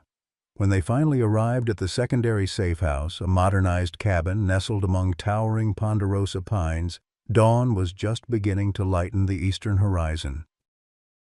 The location offered natural security advantages: elevated position, limited approach routes, clear sight lines to surrounding terrain. Inside, they found the facility equipped with everything necessary for an extended stay: supplies, communications equipment, even a small medical station stocked with veterinary basics for Valor. Agent Carrington completed a thorough security check before departing, promising to maintain regular contact and provide updates on Hayes's progress in Washington. Left alone in their mountain sanctuary, the group established a rotation for rest and vigilance, with Thomas insisting on taking the first watch despite his recent poisoning. "I've functioned on worse," he assured Ethan when he protested. 36 hours without sleep during Tet, with shrapnel in my leg and mortar fire overhead. This is a vacation by comparison." As the others sought rest in the cabin's sparse bedrooms, Thomas positioned himself on the covered porch, Valor settling beside him with the easy camaraderie of two veterans who understood watchfulness as a sacred duty. In this quiet moment, with danger temporarily held at bay by distance and preparation, a fragile peace descended on their improvised family, a unit forged not by blood alone, but by shared purpose and mutual protection. The mountain air carried the scent of pine and promise as the rising sun touched the cabin's weathered roof. Whatever challenges awaited them in the coming days, they would face them together, humans and dog united in a bond that transcended words, strengthened by trial and defined by an unspoken oath, to protect each other, to stand for truth, to never again abandon those who depend on them. In the soft morning light, Valor's scars seemed less prominent, his posture more relaxed than Ethan had ever seen it. Perhaps, despite everything, healing was possible, not just for the German shepherd who had endured so much, but for all of them. Perhaps in saving Valor, they had saved something essential in themselves as well. 3 days passed in the mountain safe house with agonizing slowness. Each morning began with the same ritual, Ethan checking secure communications for updates from Hayes, Thomas conducting a methodical perimeter inspection with Valor at his side, Olivia maintaining their limited medical supplies, and Sarah alternating between restless teenage energy and surprising maturity as she helped maintain their vigilant routine. The cabin, for all its isolation, provided an unexpected respite, a space where their impromptu family unit strengthened through shared purpose and proximity. Sarah and Thomas spent hours working with Valor, refining his responses to commands, celebrating each small victory as the German shepherd's confidence grew visibly under their patient guidance. In these quiet moments, Ethan glimpsed the daughter he remembered from before Emma's death, earnest, compassionate, fully present in a way she hadn't been for years. On the afternoon of the 3rd day, as golden sunlight filtered through the ponderosa pines surrounding their sanctuary, the secure satellite phone finally chimed with Hayes's coded identifier. "We're proceeding with the congressional briefing tomorrow morning," he reported without preamble, his voice betraying exhaustion beneath its professional control. Joint Armed Services Committee, closed session. Blackwood has been extracted from desert pines and is now under federal protection in Washington. His testimony, combined with Reynolds's evidence, has convinced the committee leadership this warrants immediate attention. "That's good news," Ethan responded cautiously, sensing Hayes's reserved tone. "Isn't it?" A weighted pause preceded Hayes's answer. "Potentially, but we've encountered resistance. 2 committee members received pressure to recuse themselves, pressure from very high places. And there's been an attempt to reclassify the entire Shadow Paw operation under presidential national security privilege." "Can they do that?" Thomas asked, having joined Ethan when the call came through. "They're trying, but Reynolds was thorough.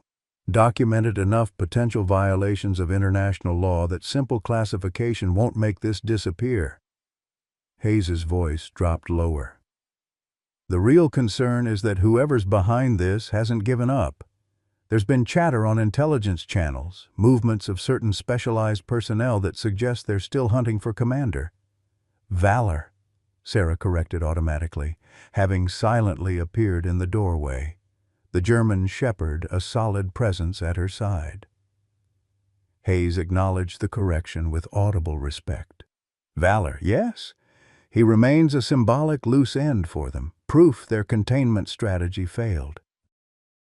And now, with Blackwood's testimony imminent, he's become even more significant as potential corroborating evidence." "But he's just a dog," Olivia interjected, joining the growing group around the satellite phone. "Surely they understand he can't actually testify." "It's not about testimony in the conventional sense," Hayes explained. "It's about demonstration, Valor's training, his reactions to specific stimuli, his recognition of personnel involved in Shadowpaw, these provide powerful corroboration when presented alongside Blackwood's account and Reynolds's documentation. The implications settled over the group like a physical weight. Valor wasn't simply a witness to be silenced, he was evidence to be presented or destroyed. "So what happens now?" Ethan asked, unconsciously resting his hand on Sarah's shoulder in a protective gesture. "You maintain position for another 48 hours, Hayes instructed. "Once the committee hearing is underway and the evidence formally entered into the congressional record, the immediate danger should diminish significantly. These people are ruthless, but they're not stupid. They won't continue pursuing a lost cause once exposure becomes inevitable." As the call concluded, Ethan noticed Sarah's expression, a mixture of hope and lingering fear that mirrored his own emotional state. They were approaching the end of this ordeal, but the final stretch might prove the most dangerous. Those with everything to lose would be at their most desperate, their most unpredictable. That evening, as sunset painted the western sky in spectacular hues of orange and purple, their fragile peace shattered with brutal suddenness. Valor, who had been dozing at Sarah's feet while she sketched the mountain landscape, suddenly launched to his feet, a deep growl rumbling in his chest as he faced the cabin's northern exposure. Thomas reacted instantly, moving to the window with the fluid caution of a man whose survival instincts had been honed in combat. "Movement in the tree line," he reported quietly. 3 o'clock position, approximately 200 yards out. Ethan joined him, straining to see what had triggered Valor's alert. For several heart-stopping moments, the forest appeared undisturbed, until a subtle shift of light revealed what might have been a human figure moving with tactical precision between the trees. "Not local law enforcement," Thomas assessed grimly. "Wrong approach pattern, too cautious. Military or specialized private." "How did they find us?" Sarah whispered, her voice tight with renewed fear. "Questions for later," Ethan replied, already moving to implement their prepared evacuation protocol. "Right now, we move." Exactly as we practiced. The cabin had been selected partly for its defensive advantages, but also for its escape options. A concealed access point leading to a narrow ravine that could provide cover for nearly a mile before connecting with a service road where Agent Carrington had cached an emergency vehicle. They had rehearsed the evacuation route daily, preparing for precisely this contingency. "Communications?" Thomas prompted, retrieving the go-bag he'd kept packed and ready. Olivia was already sending the distress signal through their secure channel, 3 precisely timed activations that would alert Hayes and trigger an emergency response team. "Signal sent," she confirmed. "But response time, 30 minutes minimum," Ethan finished grimly. "We need to be gone before then." As they prepared to move, Valor maintained his vigilant focus on the threat, his body language communicating what human senses couldn't detect: multiple intruders, coordinated movement, closing distance. Sarah remained close to the German shepherd, drawing visible courage from his protective presence. They slipped through the hidden exit in the cabin's utility room, a narrow passage that led to the ravine below. The evening light was fading rapidly now, shadows lengthening across the rugged terrain, both advantage and challenge as they navigated the difficult descent. Thomas took point, his Vietnam-era training evident in how he selected each footfall, each pause to listen. Ethan brought up the rear, constantly scanning behind them for pursuit. Between them, Sarah and Olivia moved with Valor, the dog proving remarkably adept at finding the safest path through the rocky terrain despite his urban training. They had covered perhaps half the distance to the emergency vehicle when the first shot cracked through the mountain stillness. A single report, followed by the unmistakable sound of the cabin's front door being breached. Their absence had been discovered. "They'll track us," Thomas stated matter-of-factly. "Standard procedure. Establish pursuit pattern based on terrain and likely escape routes. Ethan nodded grimly. How long? Minutes at most. These aren't amateurs. The ravine narrowed ahead, forcing them into single file as they navigated between water-smoothed boulders. Valor had moved to the front now, his powerful nose and acute hearing providing early warning of any threats ahead. They emerged into a small clearing just as darkness fully claimed the mountain. Behind them, faint sounds of pursuit confirmed Thomas's prediction. Voices carrying on the evening air, the occasional flash of tactical lights sweeping the ravine they'd just traversed. We need to split up, Thomas decided suddenly. Create confusion, divide their attention. Ethan's immediate instinct was refusal. Family stayed together, protected each other. Yet the tactical logic was undeniable. A single group was easier to track, easier to contain. "I'll take Sarah and Valor toward the vehicle," Ethan proposed after a moment's consideration. "You and Olivia create a diversion, then circle around to the secondary rendezvous point." Thomas nodded, a flash of pride crossing his weathered features at Ethan's strategic thinking. "Good plan. Remember, if we're not at the rendezvous in 1 hour, don't wait. Get Sarah and Valor to safety." The separation was swift, without lingering goodbyes that would only heighten the emotional strain. Thomas and Olivia veered westward, deliberately leaving clear signs of passage to draw pursuit in their direction. Ethan, Sarah, and Valor continued toward the emergency vehicle, moving as silently as possible through the underbrush.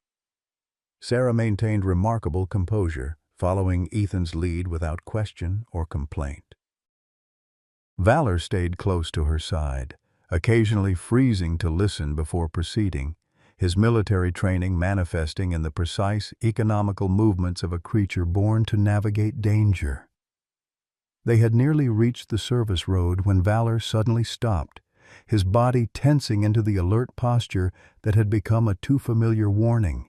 Seconds later, Ethan heard what the dog had already detected, footsteps approaching from ahead, cutting off their route to the emergency vehicle. "Down," Ethan whispered, pulling Sarah into the shelter of a fallen tree. Valor crouched beside them, his breathing controlled and silent despite the obvious tension in his powerful frame. The footsteps grew closer, 2 sets, moving with the measured cadence of trained operators. Flashlight beams swept the forest floor, methodically searching the area. They were pinned down, their escape route blocked, with pursuit still closing from behind. Ethan assessed their dwindling options. They could remain hidden, hoping the search would miss them in the darkness, a gamble with decreasing odds as more pursuers converged on the area. They could attempt to circle around, seeking another approach to the service road, risky given the unfamiliar terrain and the coordinated search pattern closing around them. As the flashlight beams drew nearer, Valor made a decision for them. With a soft whine that only Sarah could hear, he slipped from their hiding place and moved deliberately into the open, positioning himself several yards away from where Ethan and Sarah remained concealed. Before Ethan could react, the German shepherd gave a single sharp bark, then bolted into the underbrush, crashing deliberately through branches to create maximum noise. The effect was immediate.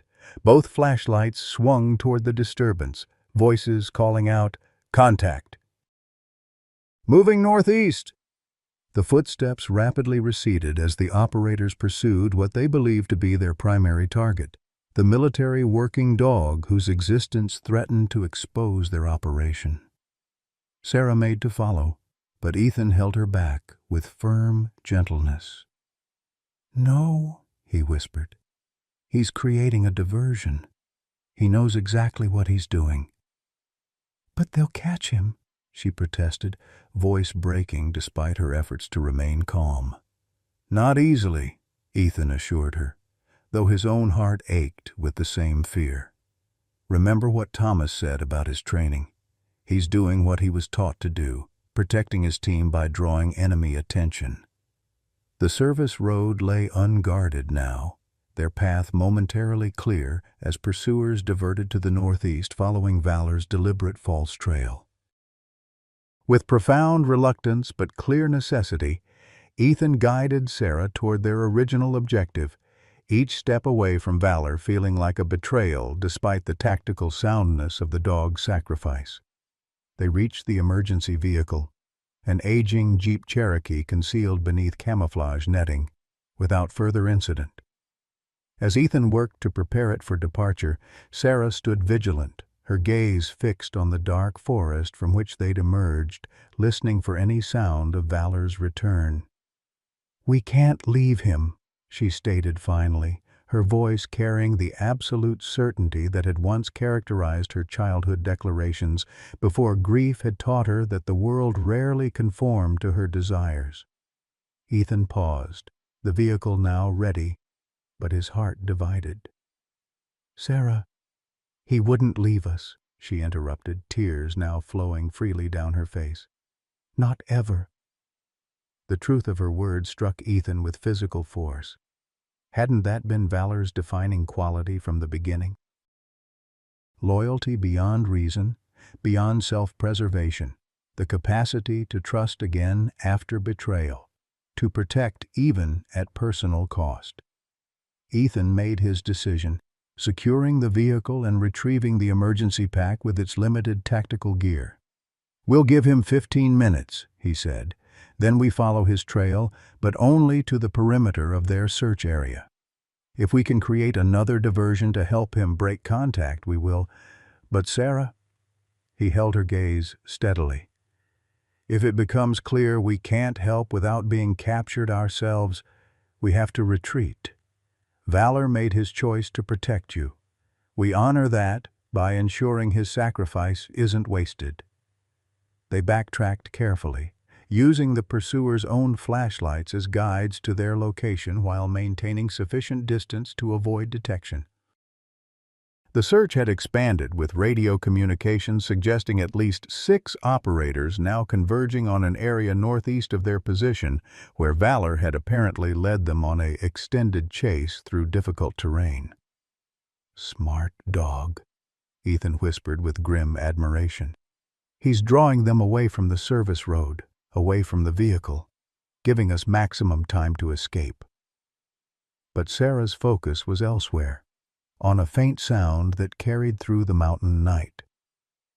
A sound Ethan recognized a moment later as the distinctive report of a tranquilizer rifle, followed by triumphant voices. "Target down! K9 secure!" Sarah's hand clutched Ethan's arm with desperate strength. No words were necessary. The anguish in her eyes communicated everything. Valor had been captured, taken alive, but captured nonetheless by the very forces from which they'd been protecting him. Ethan's tactical assessment was immediate and crushing. No realistic possibility of rescue against superior numbers with specialized equipment in unfamiliar terrain at night. Attempting to intervene would likely result in their own capture, negating Valor's sacrifice and potentially compromising Hayes's operation in Washington. "Sarah," he began gently, already knowing the impossibility of what he needed to say. "I know," she interrupted, her voice small but steady. "We can't help him now. We have to get to the rendezvous, meet Grandpa and Olivia, reach Hayes." Her breath caught on a suppressed sob. "But Dad, we're not giving up on him. Promise me." Ethan pulled his daughter into a fierce embrace, his own eyes burning with unshed tears. "Never," he vowed. "We will find him, no matter what it takes." They retreated to the emergency vehicle, driving with lights off until they reached the main forest road. The secondary rendezvous point was a small ranger station 20 miles north, currently unmanned during the off-season, but offering basic shelter and a landline telephone for emergency communications. Thomas and Olivia were already there when they arrived, having successfully evaded their pursuers through Thomas's expertise in evasion tactics. The reunion was bittersweet, joy at finding each other safe overshadowed by the knowledge of Valor's capture. "They'll take him alive," Thomas assured them after hearing their account. "He's more valuable to them that way. Leverage, bargaining chip, insurance policy against Blackwood's testimony." Ethan contacted Hayes through the secure line, reporting both their status and Valor's capture. Hayes's response was immediate and resolute. "I'm accelerating the timeline. Committee hearing moves to tonight. Emergency session behind closed doors." Less formal, but gets the evidence on record immediately. Hayes's voice carried the intensity of a man racing against time. "We've identified the primary operative coordinating the pursuit, former CIA Special Activities Division Director named Lawrence Henley. He's the connection between the Shadow Paw violations and the current effort to contain exposure." "What about Valor?" Sarah asked, having insisted on joining the call. "They have him." Hayes's tone softened perceptibly. "We're tracking all unusual movement of specialized transport in your region. If they're moving a military working dog, certain protocols must be followed. Specialized handlers, equipment, veterinary supervision, those leave traces, create patterns we can identify." The night passed in tense vigilance, each hour bringing updates from Hayes as the congressional hearing proceeded in Washington. Blackwood's testimony proved compelling, Reynolds' documentation devastating in its methodical accounting of operational abuses. By dawn, initial protective orders had been issued, preventing any interference with evidence or witnesses connected to the emerging Shadow Paw investigation. "Things are moving rapidly now," Hayes reported as sunrise painted the mountain landscape in soft gold. "Certain parties are already seeking immunity deals in exchange for testimony. The containment strategy is collapsing." "And Valor?" Ethan pressed, unwilling to accept broader victory while the German Shepherd remained in enemy hands. "We've traced a specialized transport to a private airfield near Flagstaff," Hayes confirmed. "Registered to a shell corporation connected to Henley's network. Satellite imagery shows activity consistent with animal transport protocols." "They're extracting him," Thomas concluded grimly. "Getting him beyond reach of congressional subpoena." "Not for long," Hayes countered. "I've dispatched a federal tactical team to intercept ETA 30 minutes, but there's a complication. The aircraft is already prepared for departure. If they take off before our team arrives..." The implication hung in the air, unspoken but devastating. Valor would disappear into the shadowy network that had already demonstrated its willingness to eliminate inconvenient witnesses. Congressional hearing or not, those with the most to lose would ensure the dog never had the opportunity to confirm Blackwood's testimony. Ethan studied the wall map in the ranger station, calculating distances, assessing options. "How far to this airfield from our current position?" "Approximately 40 miles, Hayes replied. "But Ethan, this is not a civilian operation. These are trained operatives with tactical capabilities and authorization to use lethal force." "The federal team has jurisdiction, equipment, tactical training, and they'll be 30 minutes too late," Ethan interrupted. "We're less than 20 minutes away using Forest Service roads." "Dad's right," Sarah interjected, her expression reflecting a determination beyond her 15 years. "And I know Valor better than anyone now. If they're sedating him for transport, he'll be confused, scared. He might not respond to standard handlers." Thomas studied the map over Ethan's shoulder, his weathered finger tracing potential approach routes. "There's a service entrance on the northwest perimeter," he observed. "Minimal security based on Hayes's description. We could create a diversion, delay departure long enough for the federal team to arrive." "This is extremely inadvisable," Hayes warned. "Civilian intervention in a federal operation." "This isn't just an operation," Ethan cut in, his voice carrying the quiet certainty of a man who had found his line in the sand. "This is Valor. This is family. We're going." The decision made, they moved with purposeful efficiency. Ethan and Thomas formulating a basic intervention plan, while Olivia gathered what limited medical supplies might be needed for a potentially sedated working dog. Sarah prepared herself mentally for whatever role she might need to play in reconnecting with Valor under chaotic circumstances. The drive to the airfield traversed rugged terrain, Forest Service roads giving way to rural access routes as they descended from the mountains toward the high desert plateau. Hayes maintained contact throughout, providing real-time updates on both the congressional proceedings and the federal tactical team's approach. Significant developments in Washington, he reported as they neared their destination. 2 senior officials have come forward with corroborating testimony after initial evidence presentation. Immunity deals being negotiated. The entire operation is unraveling at the top, which makes valor even more valuable to those still resisting exposure, Thomas noted grimly. Their options are narrowing by the minute.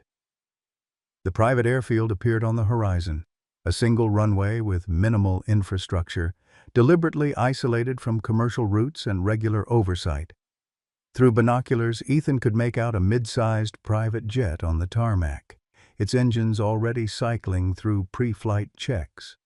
A small cluster of vehicles surrounded it, personnel moving with the urgent efficiency of a rushed extraction. Federal team is still 14 minutes out, Hayes updated them. Satellite confirms increased activity around the aircraft. They're accelerating departure. Ethan made his final assessment, weighing risk against necessity. We can't wait, he concluded. Basic approach. Thomas creates a diversion at the service entrance, drawing security response. Olivia and I approach the aircraft from the blind spot on its eastern aspect. Sarah remains in the vehicle until we confirm Valor's location and condition.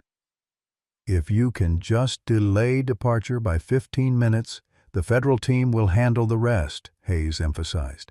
Do not, repeat, do not attempt to directly engage these operatives.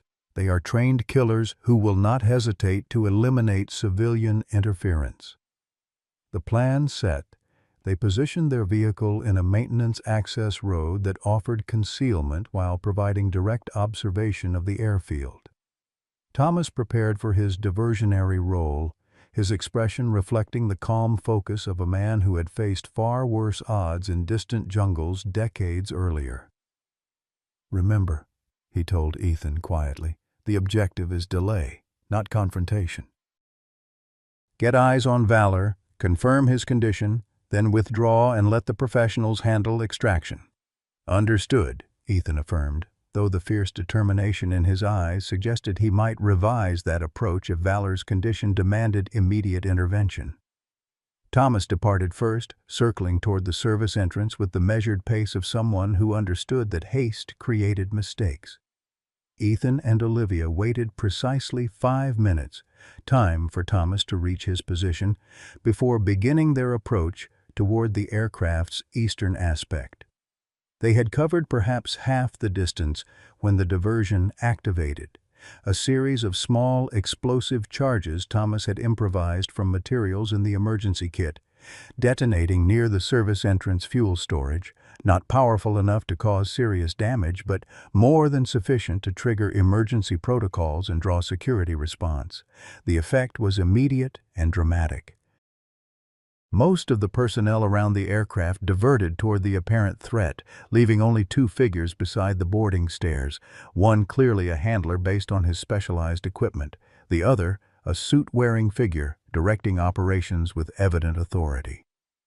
Henley, Ethan guessed, recalling Hayes's description of the former CIA operative coordinating the containment effort.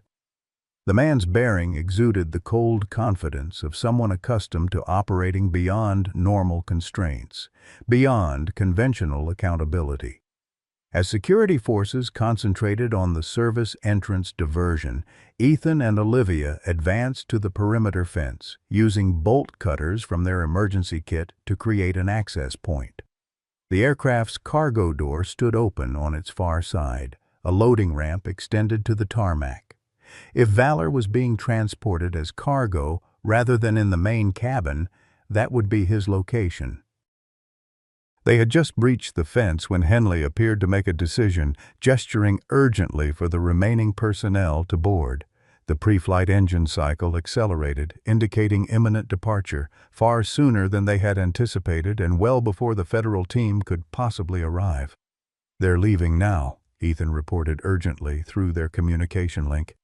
Valor must already be loaded. We're out of time. Sarah's voice came through with startling clarity. I'm moving to visual range. If I can see him, maybe I can call him. Sarah, no! Ethan protested, but the line had already gone silent. To his horror, Ethan spotted his daughter emerging from their concealed vehicle, moving with deliberate purpose toward the open area between the perimeter fence and the aircraft. She carried nothing, offered no threat, presented no tactical advantage, just a 15-year-old girl walking with unwavering determination toward armed operatives and a departing aircraft. Before Ethan could intervene, Sarah cupped her hands around her mouth and called out a series of commands, the specialized training sequences she and Thomas had practiced with Valor during their days at the mountain cabin. Her voice carried clearly in the morning air, cutting through the mechanical rumble of the aircraft's engines. For a heartbeat, nothing happened. Then, like an answered prayer, a commotion erupted at the aircraft's cargo door. A distinctive bark echoed across the tarmac. Valor, responding to Sarah's commands despite whatever sedation they had administered. The handler near the boarding stairs reacted instantly, drawing a sidearm and moving toward the cargo area. Henley followed, his face contorted with frustrated rage as their carefully orchestrated extraction unraveled in its final moments. Ethan abandoned all pretense of stealth, sprinting toward his daughter with Olivia close behind. Sarah continued calling commands, her voice steady despite the armed men now converging on her position. From the cargo door, Valor's barking intensified. No longer the controlled response of a trained military dog, but the desperate effort of a loyal companion trying to reach his human against all restraint.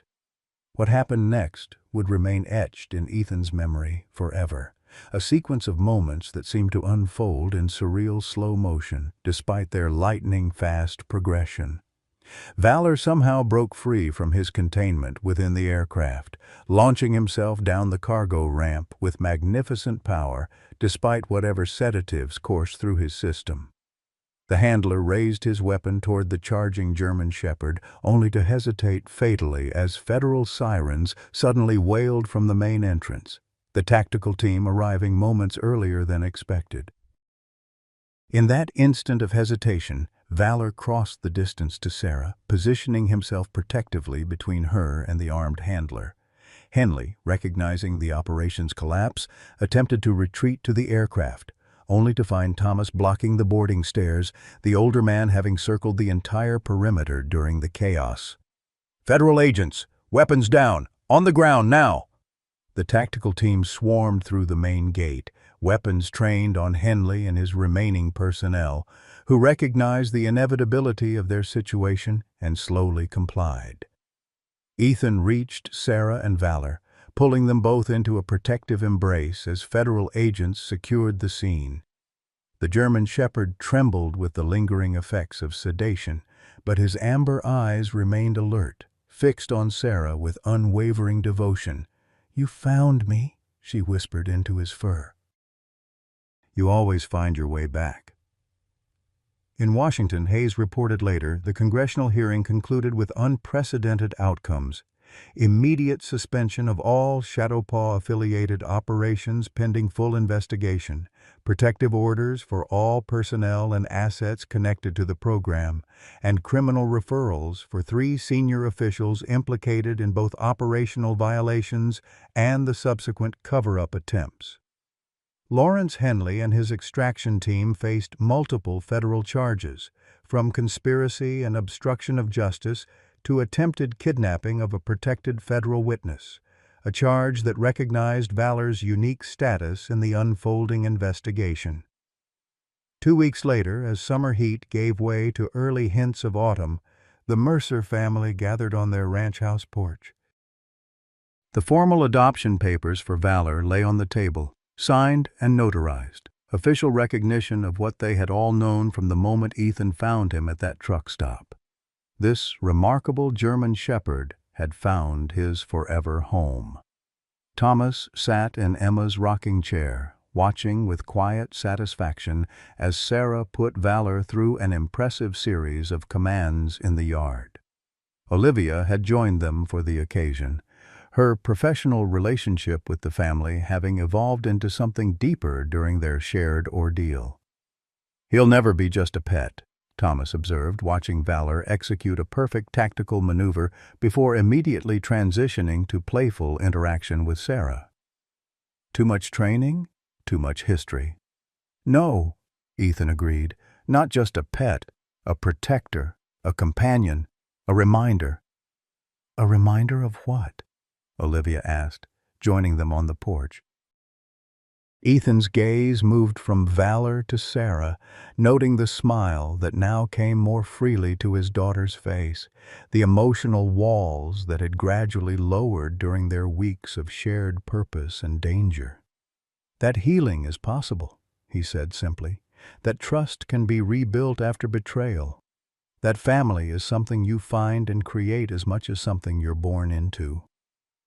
In the yard, Valor paused in his training session, ears perked toward the distant sound of a vehicle approaching their access road. Within moments, he relaxed, tail wagging in recognition, Hayes arriving for his promised visit, no longer Director of Special Investigations, but now Deputy Director of a newly formed Oversight Committee for Special Operations Programs. As Hayes's car appeared on the horizon, Valor returned to Sarah's side, positioning himself where he could watch both the approaching vehicle and his human family on the porch, vigilant but calm, alert but at peace. His scars remained visible beneath his coat, permanent reminders of darker times, yet they did nothing to diminish his evident contentment in this moment, with these people, in this place where he belonged. In saving Valor, the Mercers had indeed saved themselves, finding strength in vulnerability, courage in compassion, and family in the unlikeliest of places. The German Shepherd, who had once lain abandoned and hopeless on a piece of cardboard, now stood proud and protected, his journey from despair to belonging, mirroring their own path from fractured grief to renewed connection. As Hayes parked and approached the house, Valor issued a single welcoming bark, the confident announcement of a dog who knew exactly who he was and where he belonged. No longer Commander, the military asset, no longer Beast, the abused captive, but Valor, namesake of courage, member of the Mercer family, home at last. In the journey of Valor and the Mercer family, we discover that it's never too late to find purpose and connection, even after profound loss. Like many of us who've weathered life's storms, careers ended, loved ones lost, health challenges faced, the path forward often appears when we reach beyond our own pain to help another soul in need.